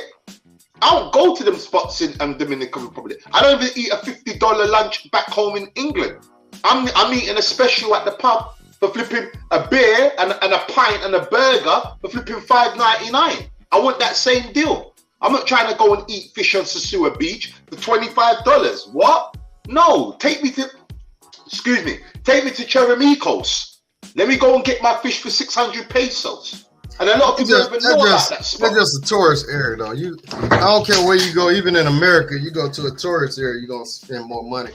You know what I'm saying? And that's the whole point on overstanding the culture, because it all ties in. They're still going to get you. Man, I went to a burger spot and Travelmatic, you can contest to this. I went to Five Guys Burger yesterday, man. And I got a cheeseburger, a drink, and fries. It was $21. America's expensive anyway. It's Five Guys, come on. Five Guys is expensive. Cheeseburger for $1. No, $21. $20. 21. Oh, yeah. You gonna spend money in that damn Five Guys. Here's my point. Last time I was in there, it was like 17. And I was like, damn. This time it was like 20. I'm like, damn.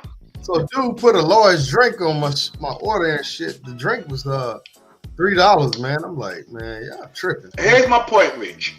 All what you're saying is not wrong. I totally in agreement with what you're saying. What you're saying is not wrong. I went back there and said, hey, look, I know Big J, man. Y'all need to charge me $12. Give me that Big J price. Would that work in America? Hell no. No, and you're right. Why? Listen. Hey, I went to the chicken man and got me a bird and some sewer. He charged me 400 pesos, and I seen the Dominican walk up, gave 200 pesos.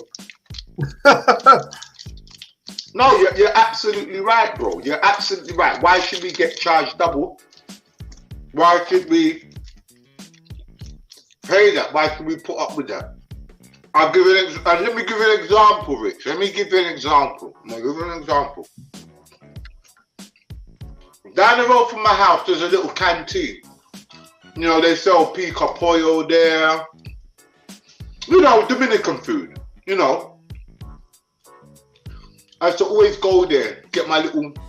Now they had the pico pollo and they had the regular chicken. Me and my cousin come back from the gym. I was hungry as a mofo. So you know what? I've had some pico pollo. Alright, we get 6 pieces each. And when they say pico pollo, little offcuts. Okay, cool. 3 for you, 3 for me. Now I know that shit's gonna be about, I know the prices. 170, 160. Because it was the offcuts, you know, chicken back and all of that. The woman turned around and said to me, 500 pesos. I said, what? Man, just imagine dealing with that shit No. for 3 fucking years straight. It was 500 pesos. I said, really? Yeah. I said, no, it ain't that. Don't even try it. I gave her 200 pesos. She took it. I stood there. I wanted my change back. Did it piss you off? No. You know why? Cut it off. Shall I tell you why? Why? I don't need to spend my money there again. Well, you ready? You're not seeing my money again. You're not seeing my money again. There's too much spots to eat at. See, here it is. Not everybody's trying to rob you in DR. Hey, it's not like that. I'm not saying that, bro. I mean, yes, you are gonna bump into people that are full of shit. I agree. You're gonna bump into people that are trying to. A concho hustled me. I never forget. I bought a concho from my yard to Jumbo. I never forget this, right? I went to town with my Dominican sister. I had to always pay 100 pesos, no problem. We got them onto concho, went to go and get some stuff from my yard. She paid the guy 70 pesos. So I looked at Ingrid. What? I've been paying 100. Okay. She goes, no, it's 100 to the Jumbo. I've been paying 150. Oh, nevertheless. I went to the Jumbo. Concho. Gave the guy, took out the 100 pesos to give the guy. The guy wanted to get in an argument with me. But because I know how they are, I'm like, you're going to make up an argument for other Dominicans to come and argue your point. You know what I done? What? I chucked the 100 pesos on the floor and walked into Jumbo. Because I know what you're trying to do. You want a whole crowd around you, because Abamoto Concho started coming around him, and I just dashed the money. I gave the money again. He didn't take it. I flung it on the floor. Went into the Jumbo. I'm not standing there and arguing with you. I know the tricks of the trade. I'm not doing it. And that's why I say, overstand the culture. And that's what I do. I learned the culture, not the language. It's the culture, overstanding the culture that helped me. I'm not saying that every Dominican's going to rob you now. And I know you're not saying that. And I know you're not alluding to it. What I'm saying, Rich, is that when you look at the statistics of people leaving DR, it is woman-based. It is because the woman has taken money away from them. It's because their condo got taken, because they didn't understand Dominican law. They lost all their furniture. They lost it. It goes on. It outweighs. But when have you ever heard of someone leaving Dominican Republic because the Monte Concho kept in charge of them over, or the Uber? It's always women involved. And this is what I'm saying. Nothing else. You know how much expats live in Paula Plata? No, and they're still there today because they've learned how to navigate. They've learned. Yeah. They know they're gonna get tried. They know. They learn to deal with it. You know what I'm saying? I guess. I mean, that's a fair. You could be there. Yeah. You could have been in DR 30 years, and you still go to a certain store, or you go to a certain place, and it's gonna happen. It ain't. Like, I don't have to deal with it. You know why? You know why I don't have to deal with it? Because I've got my missus with me, so I don't have to hardly deal with it. I make her lead. I don't ask for no bill. When we go out for something to eat, I ain't asking for the bill. She knows what the price. She's asking for the bill. Right. Hey, but I gotta scoot out, man. I gotta scoot out. All right, man. Listen, I appreciate you, bro. I appreciate you, bro, for coming through. How long you gonna be on? I don't know. I said I was meant to go an hour ago, and then Travelmatic decided to come on, so I said, fuck it. I'll let y'all, man. I'll let you know. All right, man. Blessings, bro. All right, then. Blessings. Yeah. So anybody, let me just put up the link. If anybody wants to come in, right? Come in, man, and talk your talk, man. Look, the link's there. You don't have to show your face. Come and have a conversation. Come and have a conversation, man. If you're at home, you got a drink right now. It's a Friday evening, I know. Come and have a conversation. Come through, man. Let's talk. But yeah, you were saying, Travel. Like I said, bro, I think a lot of the problem is women. Women are the center of the problems that are happening to these guys. It ain't Monte Conchos. It ain't because someone's trying to charge you 100 pesos more. No, still women. No, people don't want to be honest. They want to say, oh, Dominican, they always chat. Yeah, it's a third world country. Of course they're going to try you. Why are you over there? You know they're going to try you. You've watched all the videos. You've watched it. Well, you got to take the good with the bad. It's like if I come to America right now and start working, I've got to accept that I'm going to get fucking 2 weeks holiday a year. I ain't getting no 35 days holiday a year. I've got to accept that I've got to get 2 weeks holiday a year. I've got to accept that. They're good with the bad. And I can, but the way that America's treating their people, the people work so hard, they should get 35 days holiday. What? Do you think they're listening to me? Who the fuck am I? They say, you know, you need to get your ass back to the UK, leave the United States and get your ass back to the UK. We ain't trying to listen to you. Right. So it's like how things are. We just got to learn to navigate through them. And these are basic things, like I said. You know, I know the country that I'm not trying to... Look, what Richie Rich said, valid point. He's right. I can't argue with the brother. But I'm not dealing with that. Because one, I haven't got riffraff around me. So I ain't got to worry about woman trying to steal from me or her being on the street, being this, doing that behind... I ain't got to worry about that. Why? Because I align myself around the right people. At my age, I have to. You ain't gonna catch me slipping. No. I told my missus, me and you are gonna be together for a very long time. I ain't signing nothing over to you. Nah. If you're a solid one in the future, I'll leave something for you in my will or whatever. Me and you, yeah. But I ain't stupid. Nothing wrong with falling in love, nothing wrong with leading your heart, but don't leave this. You can still love someone and still have that up top. Problem is, we love people and we don't use that. We just constantly use, you gotta use this as well, man. Right.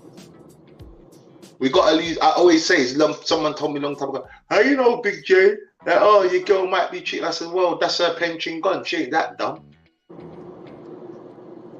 Gotta align yourself with the right people. It's not about, you'll be singing that hymn in 10 years. But no, I won't. I know I will, because I'm in control of my life. We always get a feeling. You ever heard these stories about these guys that tell these chica stories? What's the one thing they say, Troublematic? I had a funny feeling, you know. I knew. Don't you always hear that in their story? Yeah. I had a funny feeling about her. I knew it weren't right. They always say that. Well, you know, both of y'all had. Can you hear me pretty good? I can hear you perfect, bro. I can hear you perfect, bro. Yeah. Both of y'all had good points. Very valid points. My first time going to DR, they tried to Jew me down and they got me a few times here and there. But they try to police or the women? Well, no, the Uber. I don't know if I told you about the Uber situation. They try to no. when I went to Boca Chica, it was okay going there, but coming back they try to double it up on me. I'm like, what? Like, what? Man, you can't charge me double for Uber. No, nobody's gonna give you that rate that Uber's giving you. I'm like, they should, because they're using the Uber app. Like, what the fuck you mean they gonna give you that rate? Nah. The Uber app said 800 to go from Boca Chica back to Santo Domingo. They talking about, we ain't gonna take no more than 1,500. I'm like, huh? From where Santo Domingo to where? Boca Chica. Okay, I took a I took an Uber from Santo Domingo to Boca Chica. Chilled out there for about 3 hours. Came back. Is Boca like, Chica okay. past the airport? No, it's like midway. It's like I mean, it's a good little ride. I mean, it was 800 mil, which is not a bad rate. Yeah, they were trying it. Yeah, they were trying it. But when you went back, I think it was about 900 on Uber. Actually, it was cheaper going back, like 8 something. But then they'll message you. They'll message you and say, "Hey, where you going in Santo Domingo?" You'd be like, "Man, nigga, I did the app. Like, you should know where I'm going. Yeah. I'm going this way. Oh, okay. Yeah, that's going to be like 1,500 instead of 800. What? What you mean? And I'm like, nah, y'all not gonna do this to me. Oh, that's super. No.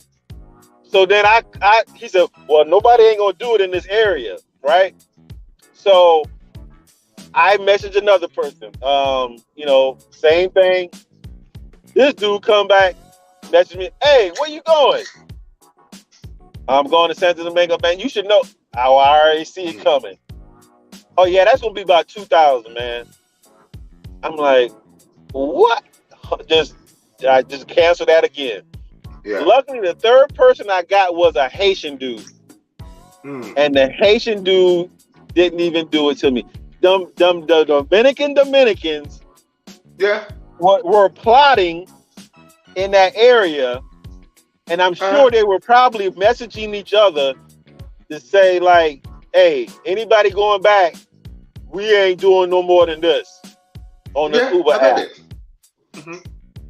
And of course, they don't fuck with Haitians like they do their own.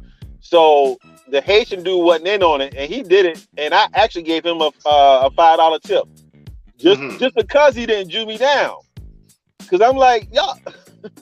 No, it happens. Listen, like I said, I've had dramas with the Uber. Don't get it twisted. I've nearly punched up Uber drivers. Let me just get to one chat. Sorry, James Romeo says, where did I meet? My missus is from Santo Domingo. I met her on Puerto Plata on the Malecon when she was walking with her daughter. That answers your question, but she's originally from Santo Domingo. So with that, I understand the part where Roller Tate was talking about, like that could be frustrating going through that all the time. Oh, for sure. That's why I say he's right. I can't argue with that. Yeah, no, I can't argue with that. He's right in that respect. He's 100% right. Like I said, I've nearly punched up Uber drivers on that. But I'm a chime into your piece too. Even though they go through, because I've watched TaylorMade, and I've always said TaylorMade don't look happy. Taylor, like some of the subjects he would talk about, or things on his channel he would talk about. He would always bring up, can you trust, and for you for that to be your, your home base, you have controversial topics, right? So I'm like, well, is he really happy with, DR or whatever? So I always think that it was somewhere in his mind where this may not be my final stop, long term, right? But to your point again, that woman took him over the bridge. That woman took him over the bridge. That's what I'm saying. That's my attached. That's my thinking. You look at guys like Chris Stogan.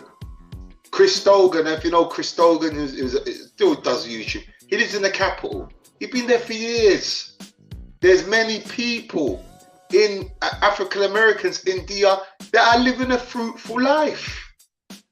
But you think they're not going through this shit with Ubers? And of course they are. I'm sure they are. But there's certain things that even listen. I remember one guy came to my house, right, and he had to drill some holes in my wall. You know, to put out my African art and my Jamaican wooden flag and, you know, little bits and pieces. The guy tried to charge me, tried to charge me 2,000 pesos. I looked at him, I said, you're not getting that. I said, you're mad. You think I'm made out of money? He said, 1,000. I said, you're smoking crack. Take this 500 and be grateful that I'm giving you that. That's the fastest 500 pesos you're gonna make. All you've done is drill the holes in the wall. Or sometimes you just gotta put your foot down and just say, nah, you know it's coming. So what's the point of, sometimes you gotta accept the good with the bad. I wouldn't be living there. It just is what it is. Is it annoying? Yeah. I'm a human being. Don't want to punch some of their faces in? Yeah. It's annoying. Does things that they do, you think, why? That's backward. Yeah. If I'm listening to Taylor May talk about he's going to opticians and they fucked up his prescription, I ain't getting no glasses in DR. I know that I come prepared, like I said, you know, plan before you leave. Okay, so I know that the opticians are messed up. These could be broken at any time. So before I leave to go and live in DR permanently, I'm going to go and order myself maybe one more pair of this, another pair of frames, maybe something different, and another, so I'm going to put them down. I don't need to go to an optician's over there. That can be robbed. And if someone robs my house and takes all my flipping glasses, but I'm gonna have spare, and I've got 2 spare glasses there already anyway, India. So this is what I'm saying. When I hear things like that, okay, I'm not going to no optician. Whoa, okay, dentist, yeah, okay, yeah, go and get my teeth cleaned and all that good stuff. Yeah, cool. They clean teeth pretty good. I've had my teeth cleaned over there. Yeah, pretty good. Can't lie. But there's certain things that you avoid. There's certain things that you avoid. There's certain things you can avoid. People think, oh, you can't avoid it, Big J. Oh, shut up. Yeah, you can. Shut up. You can. You lie down with riffraff, you're going to get riffraff behavior. You lie down with a prostitute, you're going to get hustle behavior.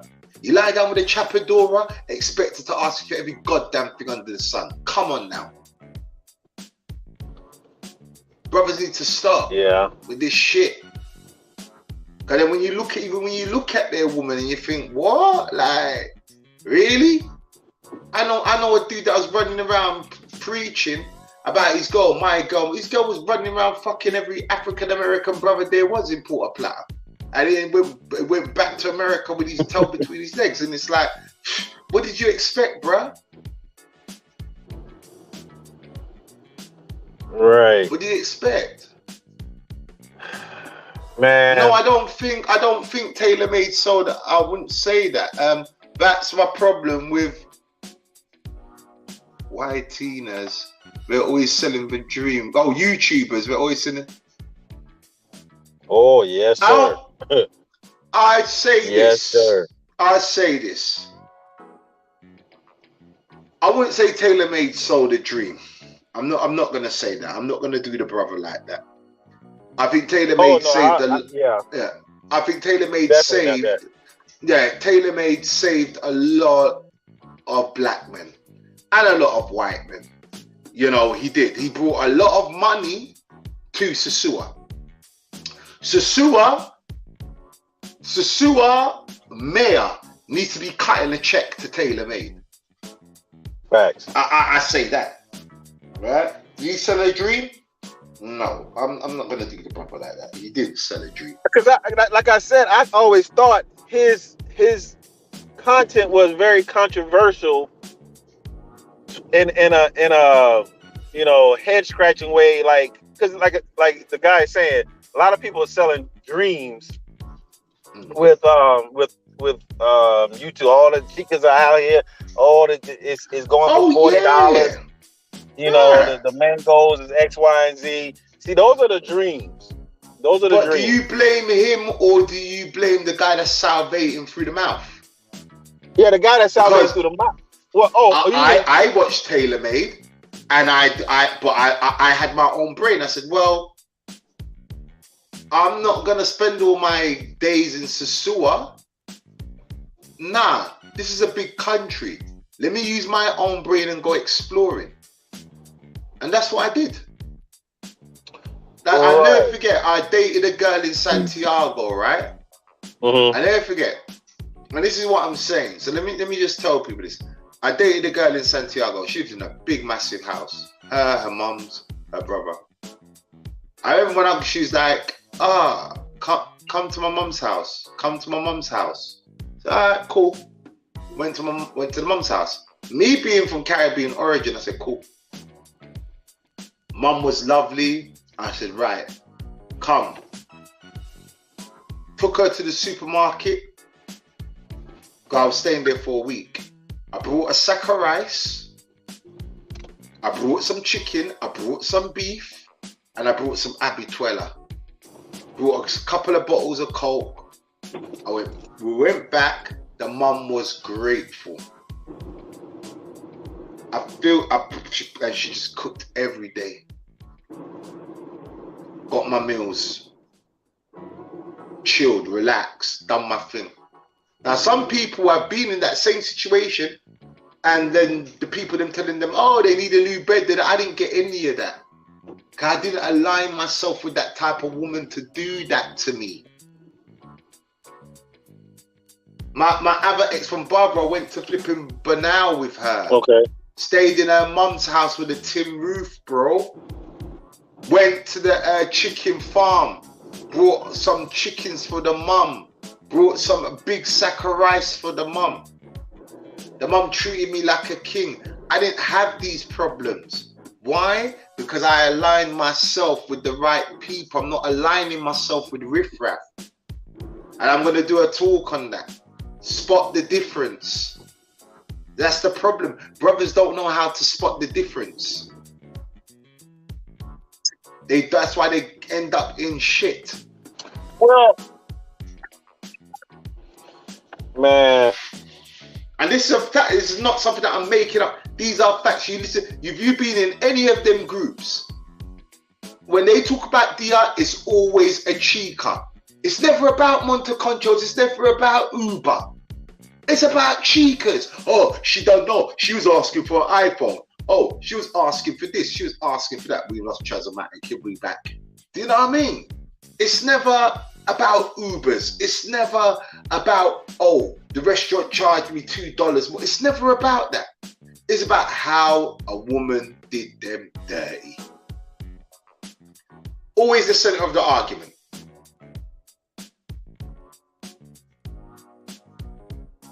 Always the center of the argument. How the chica did them. How she begged for this, how she begged for that, how they sent $300, $200, $1,000. Oh, her cousin was sick. So it's always a chica. All the horror stories. I'm back. Yeah, I can hear you, bro. It's always that. I don't have them problems. Listen.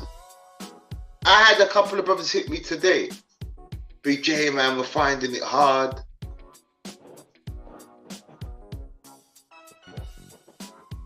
Hold on, Zach. Hold on. Let me. That's a good point. Zach said.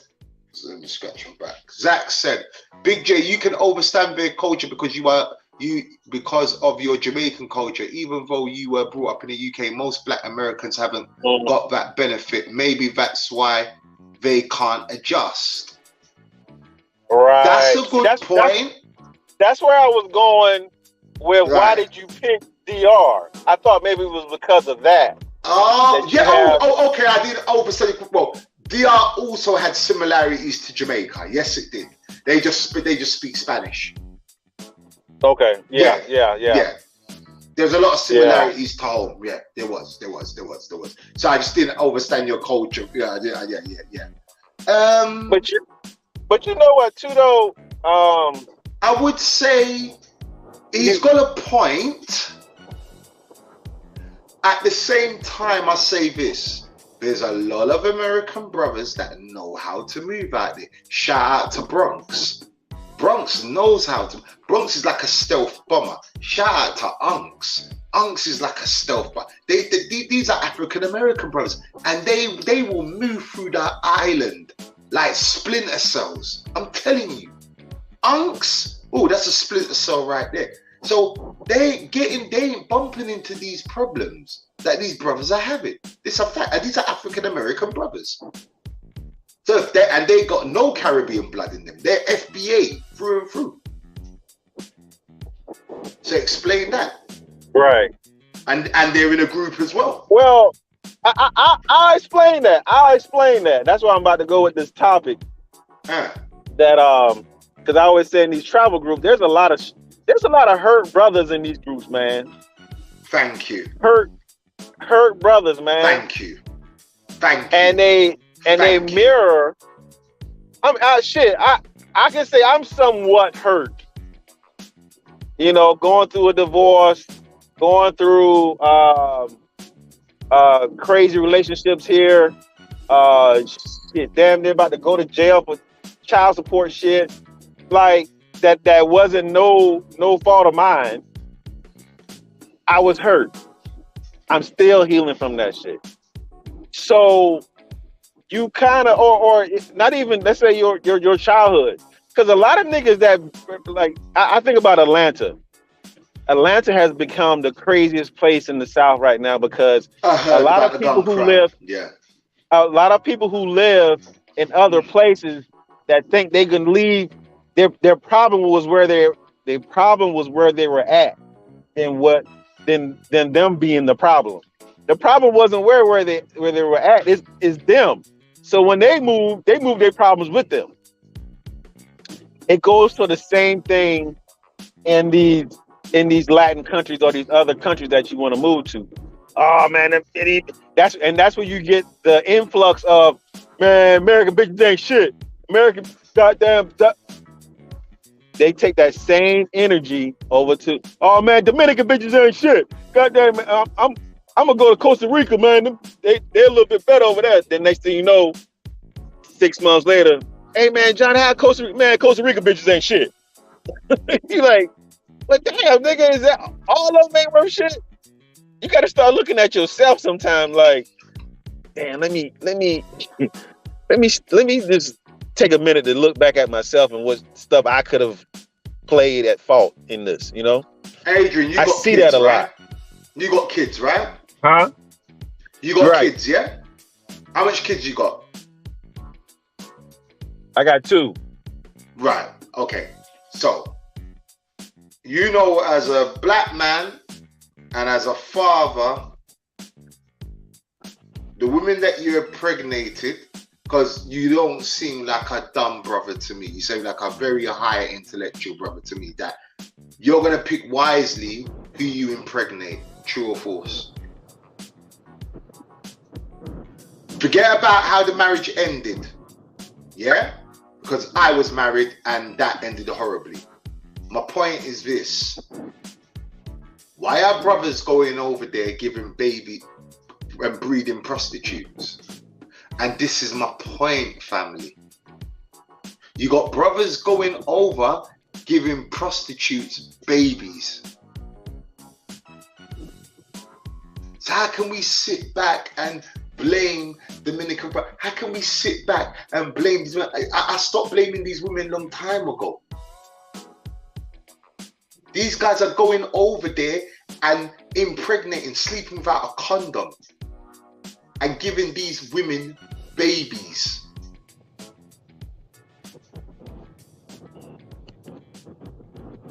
Would you do that? Man, I'm telling you, in the States, we're sexually suppressed. we're sexually. I had a friend. I got to tell you about my friend. I was telling her that you were in Europe. She's like, why didn't you tell me? I was like, man, I forgot. You know, I was on the show, and she was like, yeah, I already see the difference in Europe. Like, Europe is so free with their sexual vibes and energy. I said, yes, they are. You don't get that here in the States. Like I was mentioning before, like, but we got foreign capital. Go on.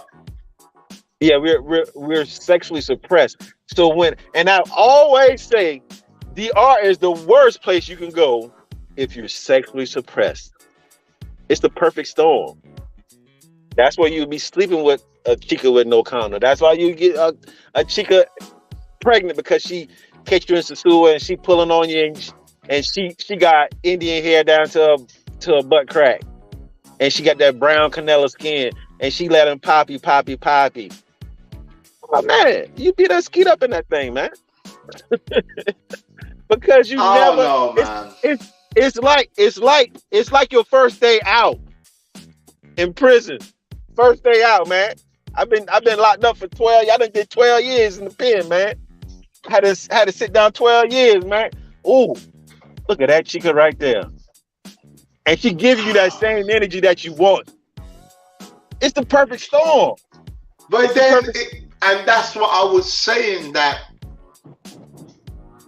if you have problem, and salute to Checks and Effects in the building, you know who it is, so I ain't gonna tell you to go and subscribe to his channel. But if you are new to my channel and you've never heard of Checks Effect, which I don't believe you haven't, because I know you have, and you haven't subscribed to his channel, go to his channel and subscribe. Doing big things, by the way. Anyway, Checks, man, I saw the hate that you got, bro. My God, on Instagram. Jesus Christ, man.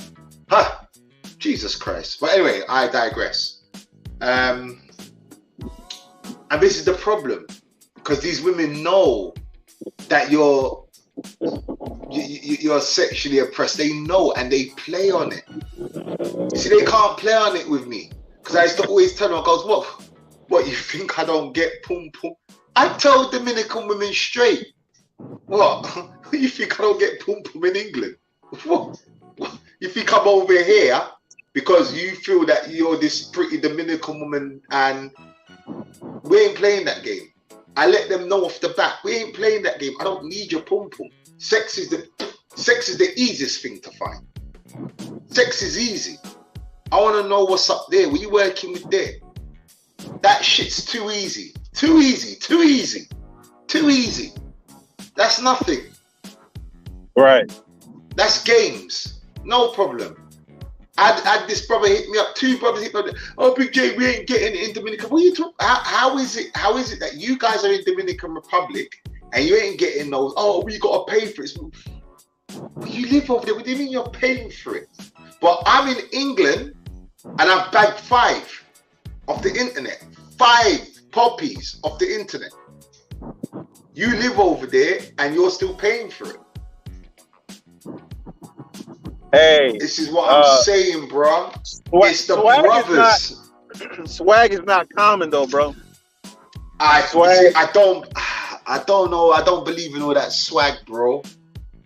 Or confidence. They say confidence.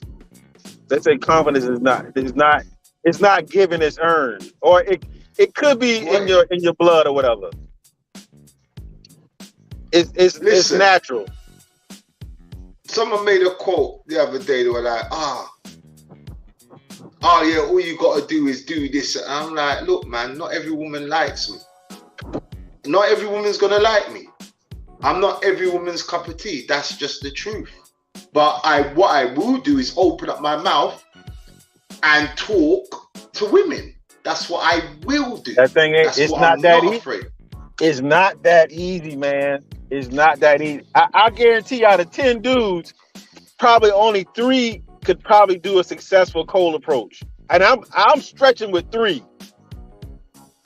It's not that why you think all these coaching guys is crazy, acting crazy right now? Because they know it's an easy win for them to get suckers. Because they like, man, these old simps, they don't know how to talk to no women. We can make millions off of these dudes. Oh, and now they going over to goddamn Colombia and paying for sex now. Like, shit. They gonna be able to get their rocks off. That's crazy. That's crazy to me. That's why these dudes going crazy. This is why these dudes are going crazy about passport brothers, because guys ain't looking into their content. These little nerd dudes is not looking at their content anymore, because they saying, oh, that nerd dude can go over there to Sasua and get laid 4 times in a day. And I ain't got to take this dude $1,500 class. That's crazy. That's crazy. That's tough. To me, that's crazy. Because my thing is that you're in the DR, and what people need to understand is that you don't. If you want to go to sewer, do it. But what they need to understand that you're going to get the same success rate in Santo Domingo. You just got to open up your mouth and talk to these women. Something as simple as this. I want to take you out on a date. I want to take you for a drink. That's it. Literally. Right. Yeah. It's all the brothers that are listening. If you're not confident, I'm telling you now, right? I ain't gonna mention what date app, but all I'm just saying is this. I would tell them I'm gonna go for a drink. I'm landing in 2 weeks. I'm landing in 3 weeks. Let me take you for a drink. Not an expensive restaurant, not lobster and shrimp. I want to take you for a drink, and then let's go for a walk on the Malacom. See, goes back to the culture. Listen to what did Dominican women listen to? Listen to their music. It's all about fucking romance and love. Majority of their music, they love that shit. What? We're gonna go for a drink and then go for a walk. Oh, that's so romantic. Yeah, let's just do it. But you know what? What I hate sometime in the YouTube space, like one of your chatters said about how these YouTubers push push people up abroad or whatever, right? They push the wrong agenda. Of course they do. It is harder. It is harder to date and meet women abroad initially than it is in your own country. Because I disagree. Because now listen to the keyword initially. Because first you have to know how to talk in their language. A lot of people are not wanting to know You're right. no Spanish. I mean, no English. You're right. So you fresh off the plane. You done saw X, Y, and Z YouTube videos, and you like, yeah, I'm ready, boy. I got my money. I'm good. Or no, you know what? Matter of fact, I ain't even gonna pay. Let's say the no pay brothers. You're not ready mentally and culturally for what you're gonna go through when you got to meet this girl. And because I actually saw the dude Austin Holloman today with a video when he went to Santa Fe Mall in Bogota. And I know that's a bad thing to talk about right now. But go ahead. It hit home with me because he was saying in the video that he cold approached 3 girls and they turned him down because he was trying to use the translator. And he's so-called, more fluent in Portuguese. Like when you out trying to meet natural, just working non-pro girls, it is 2 times hard because most of them girls don't know English.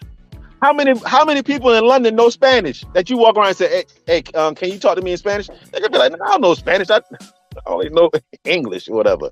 Same thing in the US. If I go to Atlanta, I go to Lenox Mall. The likelihood of me finding someone to speak Spanish is far none, even though they may be professionals there. Doctors, lawyers, they don't know Spanish. Right. So before my first time in Dominican Republic, I reached out. I was talking to one woman. She's a school teacher. This is the one that actually lived in the countryside. I didn't know a word of Spanish, but I bagged her on the internet. She weren't no chappie. She weren't no prostitute. She was a school teacher, literally. So this is what I'm saying. Like, how is it hard? If I'm grabbing women from the internet, how is that hard for these dudes that are over there living there? It's confusing to me. Now we got to be real too. Now, what's the percentage of Dominican women that know English? small amount. Okay. But she was a So- school teacher. She couldn't speak English. She was just a school teacher. Right. She was a primary school teacher. She couldn't speak English. So that's what I'm. Oh, she couldn't speak English. No, not a word. So how did you communicate with her? That's my whole point. Before that's my whole point. Before I got to DR, this was my first trip to DR. Remember, I told you I spent 24 hours in Sosua. I was like, man, we got this in Jamaica. Okay, not on this scale, because I was pretty shocked. I was like, wow, you know, oof. You know what I mean? God damn, you know, all right, cool. But not me. Let me go to rang her up. Yeah, come through. All right, cool. Went to the chicken market, brought some food. The mums were cool with me, and that was that. Didn't speak a word. I spoke to her through the Google Translate. Real talk. This is what I'm saying. I don't understand. Maybe it's me. People might think that, oh, Big J, I'm not bragging. I don't get it. I don't understand. If you could take out your wallet and pay $150 to get some pum pum, why can you not just talk to a normal Dominican woman, man? As you guys call it, macking. We call it drawing gal. I don't get it. It's not of my language to leave them on my wallet. It's really not of my language. I don't understand that. You put me anywhere on this world, I will draw a gal. I don't care. She can speak Mandarin. I'm drawing her. I'm drawing her. Now, I'm not going to say every woman's going to say yes to me. No. I've Dominican women. Listen, I remember when I drew one gal in Porta Plata. She was thick, Dominican gal. Nice. Drew her down upon her. She turned around. She said, thank you very much. But I got a husband. She was polite. I said, all right. Husband's a lucky man. Kept it moving. You win some, you lose some. The law of averages. Right. So I don't get it. That you see what it is now. If you're going on cocksure, of course women are gonna pick up on that. If you're acting, oh yeah, I'm from America, I'm from the UK, yeah. Well, you know I can do for you. No, fuck, women pick up on that shit, man. Don't get cocksure. Relax, be confident, relax, chill. Tell them you can communicate. I want to take you for a date, or find out what the word date means. If you can't find out, I want to take you for a date, and put them two sentences, come on, man. Overstand the culture. Them women, they love romance. No one can tell me nothing. Them women love romance. When you hear them talking, they talk about romance. They talk about, oh, mi esposo, mi novio. They live for their man. They live for love. Right, definitely. I will say that definitely with Dominicans, they live for the love. They live for the love. But no, that's some K-Mac. That's what K-Mac. If you can come up, you see, this is the problem I have with comments like that. Big J Dominican Republic, it can be public, nothing. It's free. You pay one way or another. See, and this is what I don't like. So, and this is the thing that I don't like, K-Mac. Respect to you, K-Mac, so don't take it the wrong way. We're building, you know, so don't take it the wrong way. I know you always supported my channel, so mad respect to you. But this is what I'm saying. When we say things like that, we've got to be careful. And I always use this analogy. When your father was caught in your mother, was he paying to get into her knickers? You see? Now, I don't knock the payers because no, I don't knock the payers. That wasn't my point. What I'm trying to say is when we say, oh, well, you pay for it either way. No, because I've got a missus, right? When I drew it down on my missus, she was walking with her daughter on the Malacca. I drew it right down on her. I asked her name. What she said, she's from Santo Domingo. She lost her business through COVID. We sat down on the Malacca and we were talking. Her daughter was just running about. We were just talking. We had a conversation. I said, look, I want to take you for a drink. Can you? All right, cool. She went about her business. She turned up in a taxi next day. I took her to the bar. We had a drink. We sat down and we had a conversation. Now, and that back then, I said, I speak Spanglish. We had a conversation. So is it? And you know what the funny thing is? Yeah, she came back to my apartment that night. I didn't have sex with her. We slept in the same bed. I said, look, if you want to stay, we can watch some Netflix, because I really liked her. Okay. I really liked her. I said, you know what? She's a cool chick. Really like. I remember the word is I liked her. You know, cool chick. Now we're in a relationship now, so I might say, oh, I'm paying for it now. I'm not gonna put that on my missus's plate. No, that's my lady. No. Now, does she benefit from me being a gringo? Has her life got better? Of course. Goes without saying. Of course she benefits from me. She knows it. I know it. Life is better. Of course. Right, and it should be. But one way or another, paying for it, I don't agree with that. One way or another, you pay for it. No. Well, no, a prostitute is a prostitute. Dove. A woman is a woman. Two different things. As a man, you take a woman out of the meal, and as a man, you pay for it. Cool. Pay for the drinks, pay for it. Cool. I'm the man. I'm the breadwinner. I'm the provider. A man provides. That's what he does. He provides. Let's not forget this, people. The woman's the nurturer. The man's the provider. That's how God has made things.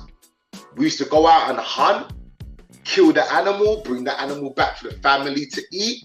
The woman will wash the animal down, clean it, chop it up, and cook the meal. We've always been providers. That's in our nature. We can't run away from that. Right. Very good question. K-Mac, I'm glad that K-Mac answered that question. K-Mac, I'm going to get back to you. Let me just say hello to a few people. Mad Cow, blessings, manners, and respect. Habla Conmigo TV. I find it interesting that traveling men do not create an elaborate game plan or prior touching down in foreign lands. Preparation prevents piss poor.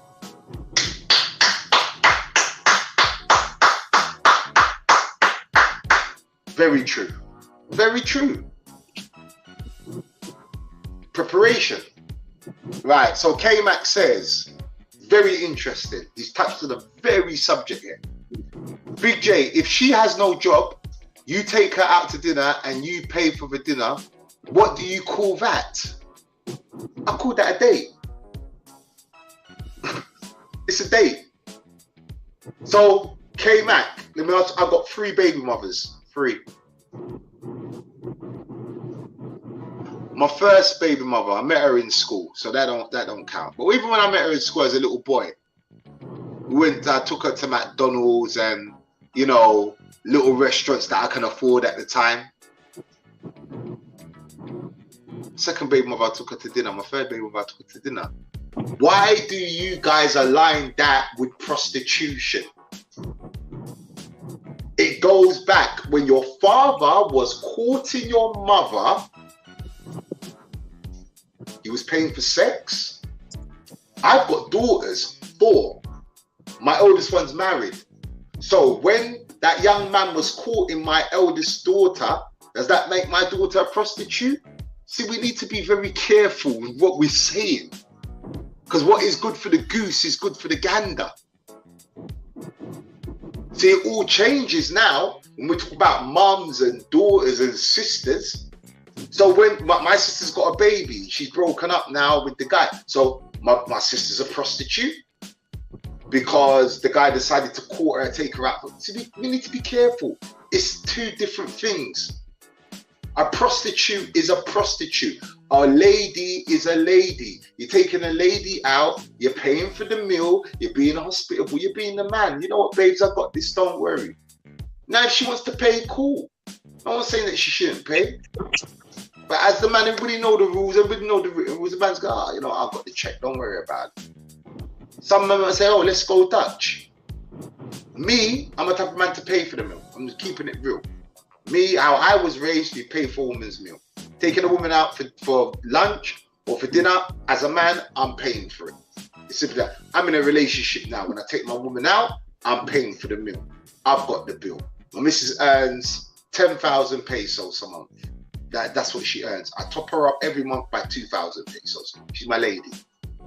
So you know what, babe, I got that. Don't worry about that. You ain't trying to pressure me for nothing. You always go to my apartment and make sure my apartment is straight. You always cleaning my apartment.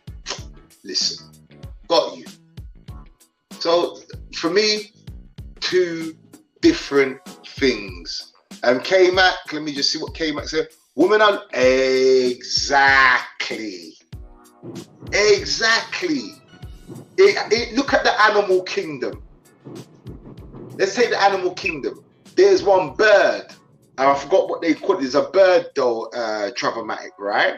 You know how he attracts the attention of these other the female birds?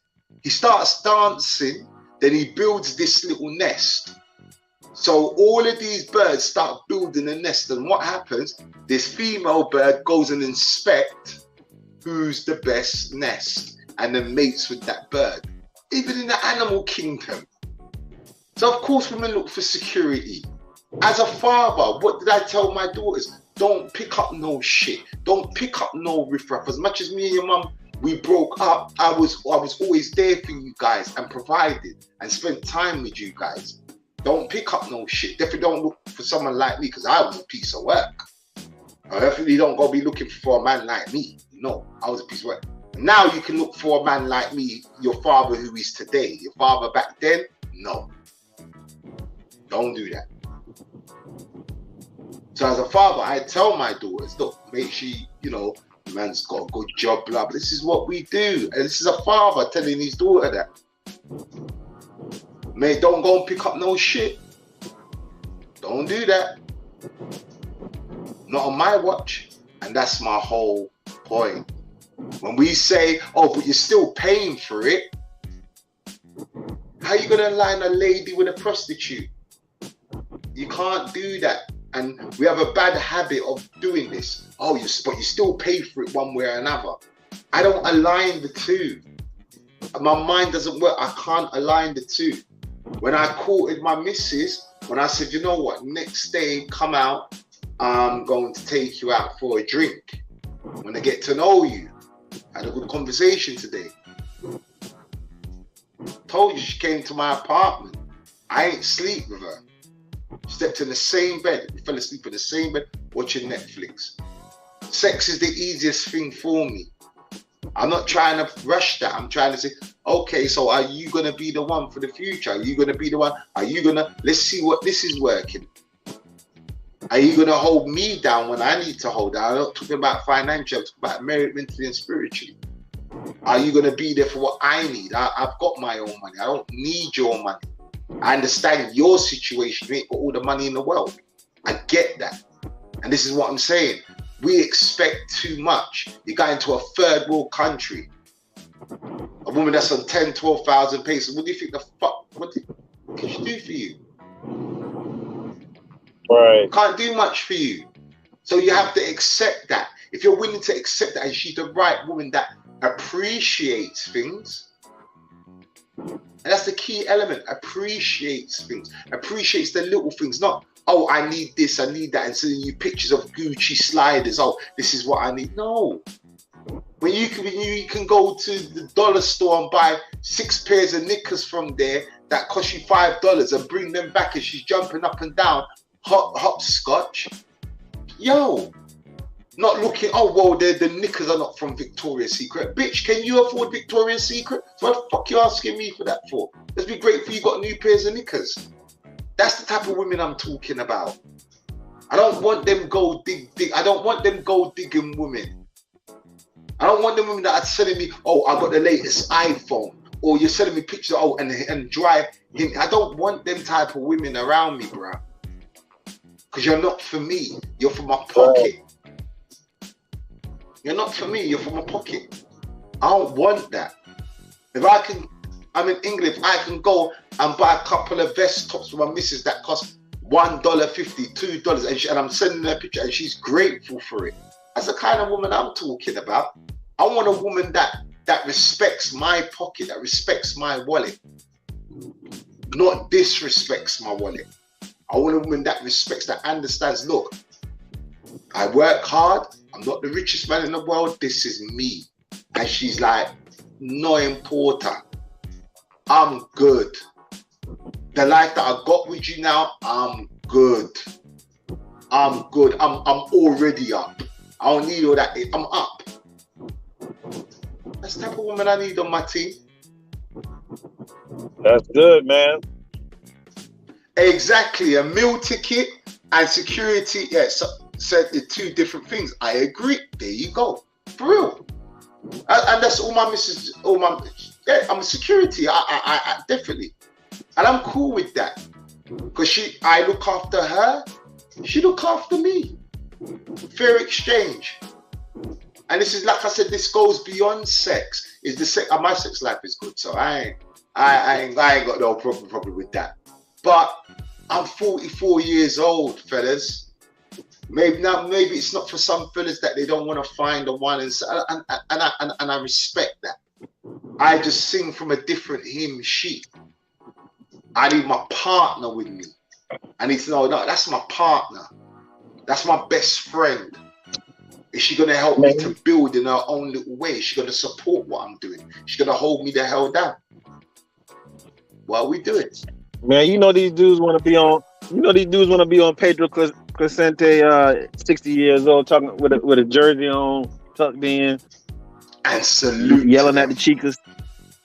Salute to them. If that makes them happy, like, dang, dude, you ain't gonna settle down. That ain't gonna make me happy, man.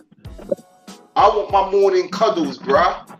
You understand what I'm saying? I want to know if my lady's there in the morning. I want my morning cuddles, man. I want to lay down and stroke the top of her head. I'm a grown ass man. I want that connection. Some people come in, oh, Big J, yeah, whatever, cool. I'm not 22. I'm 44, man. A grown ass man. I've got 4 daughters. 3 grandchildren. 4 grandchildren. Jesus. 1 on the way. You understand what I'm saying? We're not doing that. My kids, I don't care about these guys. I got 4 daughters, 4 girls looking at me. That's what matters to me. I got 4 girls looking at me. 3 grandchildren, 1 on the way, looking at me. Don't give a damn what these guys think. Don't care. They could call me simp, call me whatever. I don't care. I don't care. Because I know what's going on for me. I know what I need and what's going on for me. I don't care. And I think this is the reality of things. This is the reality of things. I don't live other people's reality. I know what that's why I'm in the lane that I am. I don't subscribe to all of that. If you want to know about, if you want to do creep camming, there's channels for that. If you want to talk about prostitutes, there's channel. I will point you in the right direction. My boy TMI, shout out to TMI. I don't agree with TMI's lifestyle. Don't. But you know what? That's my brother. We're never going to argue. We're never going to be at loggerheads because we have an understanding. He knows I've got my lane. He's got his lane. We're still brothers. I'm still going to big that brother's channel up. You know, Richie Rich. Don't agree with everything that I'm doing, but salute to that brother. That's my brother. That's my brother. Checks, that's my brother. Brown Liquor Baron, we at loggerheads, you know how he feels about Dominican women. But that's his path and cross to carry. I have to walk my path of what makes me happy. I have to stay in my lane. Now I'm gonna be on YouTube showcasing my missus. Hell fuck no. Hell no. There's too much thirsty guys out there. That's my private life. Nah. Are you gonna maybe see a little excerpts of her cooking, or you might hear her voice in the background? Well, probably. I ain't showing her though. You might get a glimpse of her when I'm out, or you could do, yeah. But what I'm gonna do, I'm gonna show guys how to get it. I think that's what I need to do. Show you how to get one. These are to the guys that want a relationship, that want a good woman. I'm not talking about the guys that want to go to sewer and want to be dogs. I can't teach a dog to be a dog. Can't do that. I can never teach a dog how to be a dog. I can teach you how to date a proper Dominican woman. That I can teach you. And that's no, as they say, is it cap? No cap. I can teach you that. With a nice, beautiful Dominican woman, I'll show you how to get one. No problem.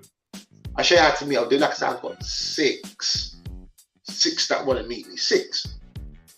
This is not about sex, nah. But I can show you how. And I speak Spanglish. It's just simple as that. Literally simple as that. But people are going to do what they're going to do. I'm going to do what I'm going to do. We're about to get off, man, because, man, I'm reaching the 4-hour mark and I really don't want to stay on here for that long. But, Big J, if you do not live there 12 months out of the year, you do not speak there, how can you say she feel about you? Who says I don't live there for 12 months? That's not my life. I'm there every other month. I'm do 1 month here and 1 month back here. Maybe you missed that. My grandfather passed away in June. So I had to hold on here for a while to make sure my mother is okay. And it turned out my mum was doing a lot better than I was. It was me that was grieving for the death of my grandfather. I'm there every other month, my brother. So people that are in relationships that are over there once a year, I don't know how that's going to work. I can't talk for them people. That's not my reality. I can't talk for them people. I don't know. I live there part-time. Like I said, I'm a part-time, but I'm there every other month. So that means I'm flying to England, bus and work for 1 month, and I'm gone again. Like I said, I can't answer that question because that question doesn't pertain to me. So I don't know how they do it, how people are in a relationship and fly to the country once a year. I don't go DR once a year. I'm in DR every other month, my brother. But thank you for your question, though. Anybody want to come up? I'm going to post the link. I don't know, it's like you guys are scared, man. What's going on? What's going on, man? There's the StreamYard. Come through, man. Let's have a conversation. I'm about to bounce out of here, so let's have a grown man conversation, man. I'm about to bounce out of here real soon. Like, real talk. We've got 24 people in the room. Please, if you've just walked in, smash the like button, please. This conversation started off your plan before you leave. But, you know, me and my big bro, Adrian, we always chop it up on a different level. Shout out to Roll the Tape, Roll Through. Showed love and appreciation. Big shout out to Checks. And, big shout out to all of you, man. TMI, K-Mac, you know what I mean? All of you, Jackson G, you know, you're always coming through and showing love. Mad Cow, you know, shout out to Lion, you know what I mean? All of you, man, you always come through and show love, man, and support my team. You know, shout out to Backpack Bow. Go to Backpack Bow's channel. Glenn Ball in the building, you know. But here's a link. I'm going to give it 5 minutes and then I'm really getting out of here for real. So, cause I don't want to go around in circles and beat around the head. But I'm going to leave people with this for real. Because we know, we as we do, we build. That's my brother. That's my big brother, Adrian. So, you know, we build on different things. I'm glad that, you know, Roll the Tape came through. Definitely going to be doing the topic on spot the difference. Have a plan before you leave, man. Seriously, just have a plan. No matter what you're going through in life, just make sure that if you feel that you want to go somewhere to start anew, maybe to reset your life and that, just have a plan. Okay, people? Have a plan. Like I said, if you're tired of work, if you're tired of life in your country, bad marriage, bereavement, stress, change of environment, just visit that country a few times. Get the layout of it. Know the law of the country. Find out where the embassy is, you know. All of that. Make your plan, man. Make your dreams a reality. It's easy. Make your dreams a reality. It might take time. Some might take longer than others. But don't give up. Don't give up. Get to your dream. And this is what I'm doing. DR's my home. I love the country. And rest assured, I'm going to be living there full time. I'm a part pack. So anyway, 23 people in the room. That's my 5 minutes up. I really did not want to do 4 hours, man. I'm back. I need to keep this shorter. I really did. Oh, and someone else has just popped it. You see, he did that on purpose. You guys are wrong. You see, you guys are wrong for that. Blessings, K-Mac. Blessings. Shout out Blessings, man. Shout out to you, Big J, and everyone in the chat. I just wanted to piggyback off what Big said. You know, I've been coming in to Santo Domingo. Hold on a minute, bro. What I'm gonna do, I'm gonna mute because you sound very bad. So what I'm gonna do, I'm gonna mute the music in the background because I think maybe the music might be playing over what you're saying. So I'm gonna mute it. Hold on. Right. Start again, bro. Okay. Yeah, shout out to you, Big J. And I just wanted to piggyback off of what Richie Rich was saying. I've been coming to the DR since 2018, ever since I retired. And I first started off in Puerto Plata, went down to San Domingo. I'm a retired Army veteran. And my wingmate is Uncle Allen, and he has a VA clinic third party in Puerto Plata. But I know where that is. Yeah, mostly my majority of the time I'm in Santo Domingo. I love Santo Domingo. But it's back to what you said. It all depends on what a man was looking for. My calorie, I'm retired. I'm not looking for a wife. I'm not looking for a girlfriend. I have a base there. One person that I've been associated with for the last 4-5 years. We pretty good. They used to have a job. But when the government changed, they lost their job. But somehow they always consider themselves they in need, and they called you their partner. You know, so I call it the witchcraft word. I say Dominican women are good at the witchcraft words, man. They got spells in them words. I'm telling you. Right, and you can never do enough. You can never do. And like I say, you know. They always in need with their hand out. And I'm a firm believer, if I take them out or whatever I do, that's a form of paying. And I don't want to associate that with being with prostitution because by me being American, if I didn't have $1, I probably wouldn't have any contact with them at all. I don't speak Spanish for one. So they got an upper hand on me there. So I learned to take her knowledge when I'm in her country and let it work for me. And I learned a lot from you also, but my main guy I really learned about from Markel. And you did a show. I know Markel. Salute to Markel TV, man. Salute to that, brother. You did a show a while back with this older guy in this restaurant. He was putting out a lot of knowledge. And he said one thing that I carry with me today. When you say no, you stand on no. Yeah. You touched on a very, you're right. And see, the problem is, it's the witchcraft words, which I always talk about the witchcraft words, right? Is that, you know, when we go over to DR and they tell us all these things and we register in our brains, oh, okay, they're poor, okay, they see this, and no Dominican staffs. No Dominican stars. So I think at the end of the day, we need to, it's all about understanding the culture. Another thing as well. That's right. And see, I'm a pretty well-to-do guy.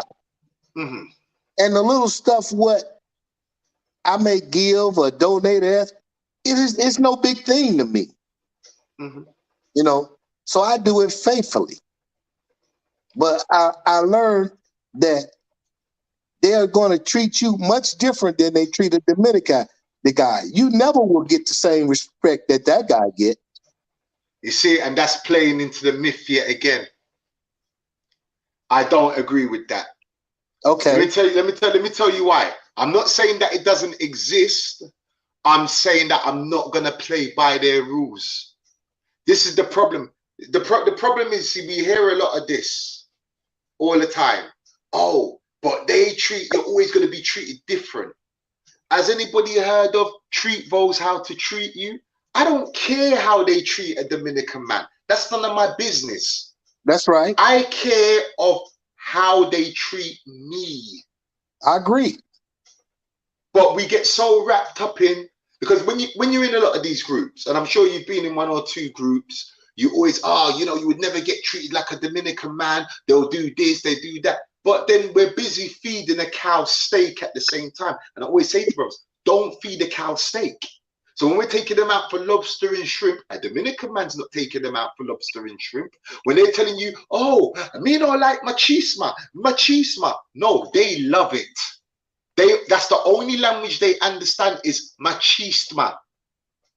That's the only way you're going to get a Dominican woman's respect is when you're a man. They love a man's they love a machismo. They love not as in that punch them, as fuerte, strong, machismo. When you say what goes, that's the only language they understand. They like a real man. When we come with this soft romantic shit, oh, okay, gonna take, oh, what, Dominican, oh yeah, Dominican man no good. Oh, Dominican man does this. Oh, Dominican man treat me like this. Oh, and they give you all these sub stories. But hold on a minute, you've got 21 babies from them. So why didn't you stop from number 1? No, you decided to have 2, 3, 4. So it's all witchcraft words that we fall for all the time. Another thing as well, you have a lot of brothers that are in their 50s and that they're in their 60s. Now, they decide they usually get with a lot of the young women. I always say there's a danger to that. I tell you why. And I see it all the time. Older man will be talking to me, telling me the problems. First one I say, how old is she? 24. She's always on her mobile phone. I'm like, okay, so you're 58, she's 22, 24. What do you expect from a 22, 24-year-old girl? These are generations apart. You can't expect her to act like a 48-year-old woman. It's not going to happen. She's going to be on her mobile phone. She's going to be on Facebook every minute. She's going to be on Instagram or whatever. That's her life. That's her generation. We need to, that's going to also cause a problem. God rest his soul. And I hate to bring up God rest his soul, Big Mac. God, you know Big Mac?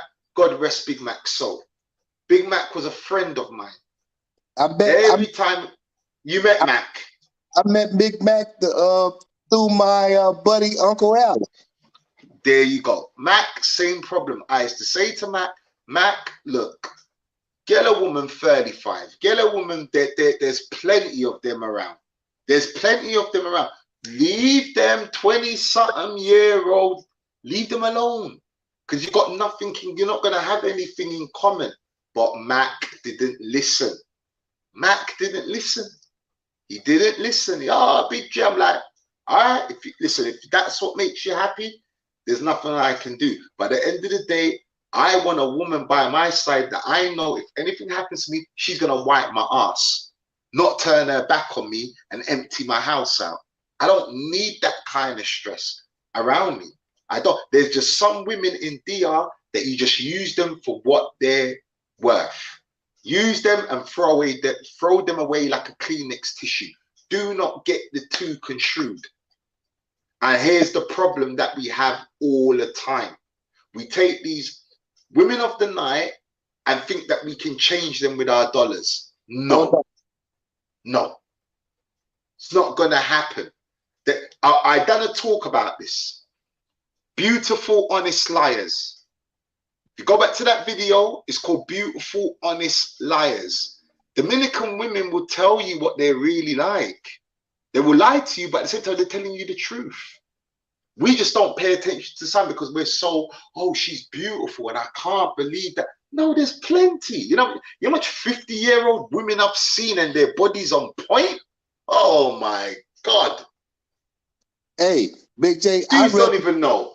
Big J, I'd rather settle for a 6 or a 7 than an 8 or 9, 10. Thank you. It's less problem. Thank you. Thank you. Especially if she don't have maybe one kid or no kid. And shout out to Uncle Skip. Uncle Skip is a prime example. If there was no Skip, no Skip. Skip's a prime. Skip always say, leave them young women alone. Skip's missus is 35. And she treats him like a king. I've seen it. You go to Skip's house, she got the dinner there. Skip's get treated like a king. He don't have no problems. I had to learn, Big J, when I started coming. I learned. When Uncle Henry, all them guys showed me the way around in San Domingo. When I'm in San Domingo, I stay in the Pantini area. I know where that is. I know where that is. Yeah. I don't live less than that in the States. There you go. You know. So and as you know, you got the poppies around there. Then I live in the United States. I'm pretty well off to do. And see, and I can afford pretty much what I want. But I don't mess with the bottom feeders. No. And I don't. And that's the problem. I only been messing with one since I've been there. I've been knowing her 5 years. You know, and I learned when I go out, I hear, you know, people talking about they getting green gold. I learned. I tell her what I want. I let her order and get the bill. There you go. And I can see the big difference because they have 2 menus. They have the Greek menu and they have the Dominican menu. Facts. That's why I said before, when I'm out with my missus, I don't order. Like, you see, when we were talking about the problems that people occur, I overstand the culture. So I'm not going to run into them things because I know at the end of the day, babes, you take care of that. Because right now I can't be dealing with that. Because she knows. She knows all of it. She takes care of that. So I don't have to deal with that. I don't have to deal with that. They'll come to me with the bill and I'll point to her. I say, I'll look at them and say, what makes you think I'm paying her? Me no tengo dinero. She's paying, not me. I ain't got no money. She muy rico, not me. And they laughing like I'm joking. I'm like, I ain't got no money. She's paying. Don't think I'm paying. She's paying for me. That's how I run it. But see, Big J, and then, you know, I tell you what a guy done one time, right? He came with the I think what they call it, the Fatura. Is it Fatura? Receipt? I can't remember. No, yeah. Receiver. And he gave me the booklet. So I said, no, it's not for me. I'm not paying. Why are you giving it to me for? I said, no, me no tengo dinero. He said, oh. I said, she's paying. You know what this motherfucker went and done? He ran back and rewrote out the receipt. Literally went back and rewrote the receipt and came out again. I could believe that. I've seen it happen. Yep. You know, it's a big difference when you I'm gonna give you a perfect example. In Santo Domingo, I'll go to TJ Fridays, Applebee's, or Outback. Now let me tell you this, Big J. If you don't see me with her, they won't let her in there. They're gonna question her. They're very I believe that. I believe that. And then I know exactly where you as well. I know exactly where the TJR Friday is there. Right. I know exactly what you're talking about. I'm not that crazy about TJ Fridays. But any one of those I name, if she's not with a good gringo, they won't too much let a Dominican in there. They're gonna question them. Because they want they figure they can't afford up in there.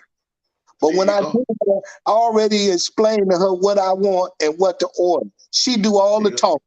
I give her the pesos to pay for it. Best thing. But I would say to you as well, if you can, which will help you, download Duolingo and just get some words in. Well, I have a few words. I understand some. You good. So you speak Spanglish, like me. Where I can hold a fluid conversation. Yeah, it's Spanglish like me. I'm Spanglish. Well, Big J, I'm not gonna stay in here too long. I'm gonna go ahead and bounce. I just come in here to give you your props and show I my. appreciate you, bro. I Thank you. appreciate, bro. Thank you for your support. Blessings and manners, King. Bye. Bye. That was K Mac pulling up, man. I appreciate you, man. See? That's what I'm saying, man. I appreciate brothers like that. I appreciate elders like that pulling up and sharing, you know, their experience, man. Like, you know, hey, but people, whoo, look at my eye, look at my eyes, them. You can tell I'm freaking tired. So, you know, we're about to end this right now. You already know we're about to end this right now. So here we go. So it's Big J, Escape to Dominican Republic. Thank you for joining me tonight. It was about plan your plan before you leave. And we went a bit left today, but it's all good, you know, it's all building. So yeah. Here we go. Mistakes is my mentor. That wall I kept crashing into. You dig? The game is to be sold, not told, so these people don't tell you shit. And their advice don't be worth a shit neither. It's hard to take advice from a nigga that never know where you going and never been to any place that you've been to. You dig? So a lot of the lessons I've learned was by making terrible mistakes or making wrong decisions, and with all that knowledge from learning from my mistakes is what got me here. Plus, I'm pretty good with common sense. You dig?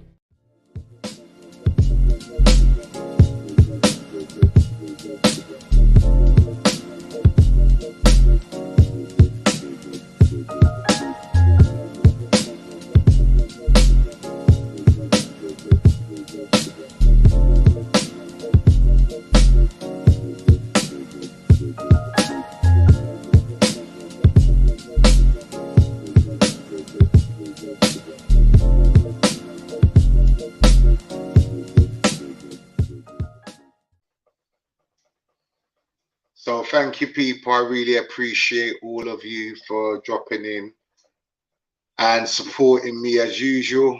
I really appreciate your time. I really appreciate you guys taking the time to tune into me and listen to what I've got to say. I don't care if it's even 2 people, 5 people. I appreciate all of you, even the people that I just came through and showed mad love and especially smashed the like button. Thank you to all of you. Peace, love, manners and respect, balance, and good night.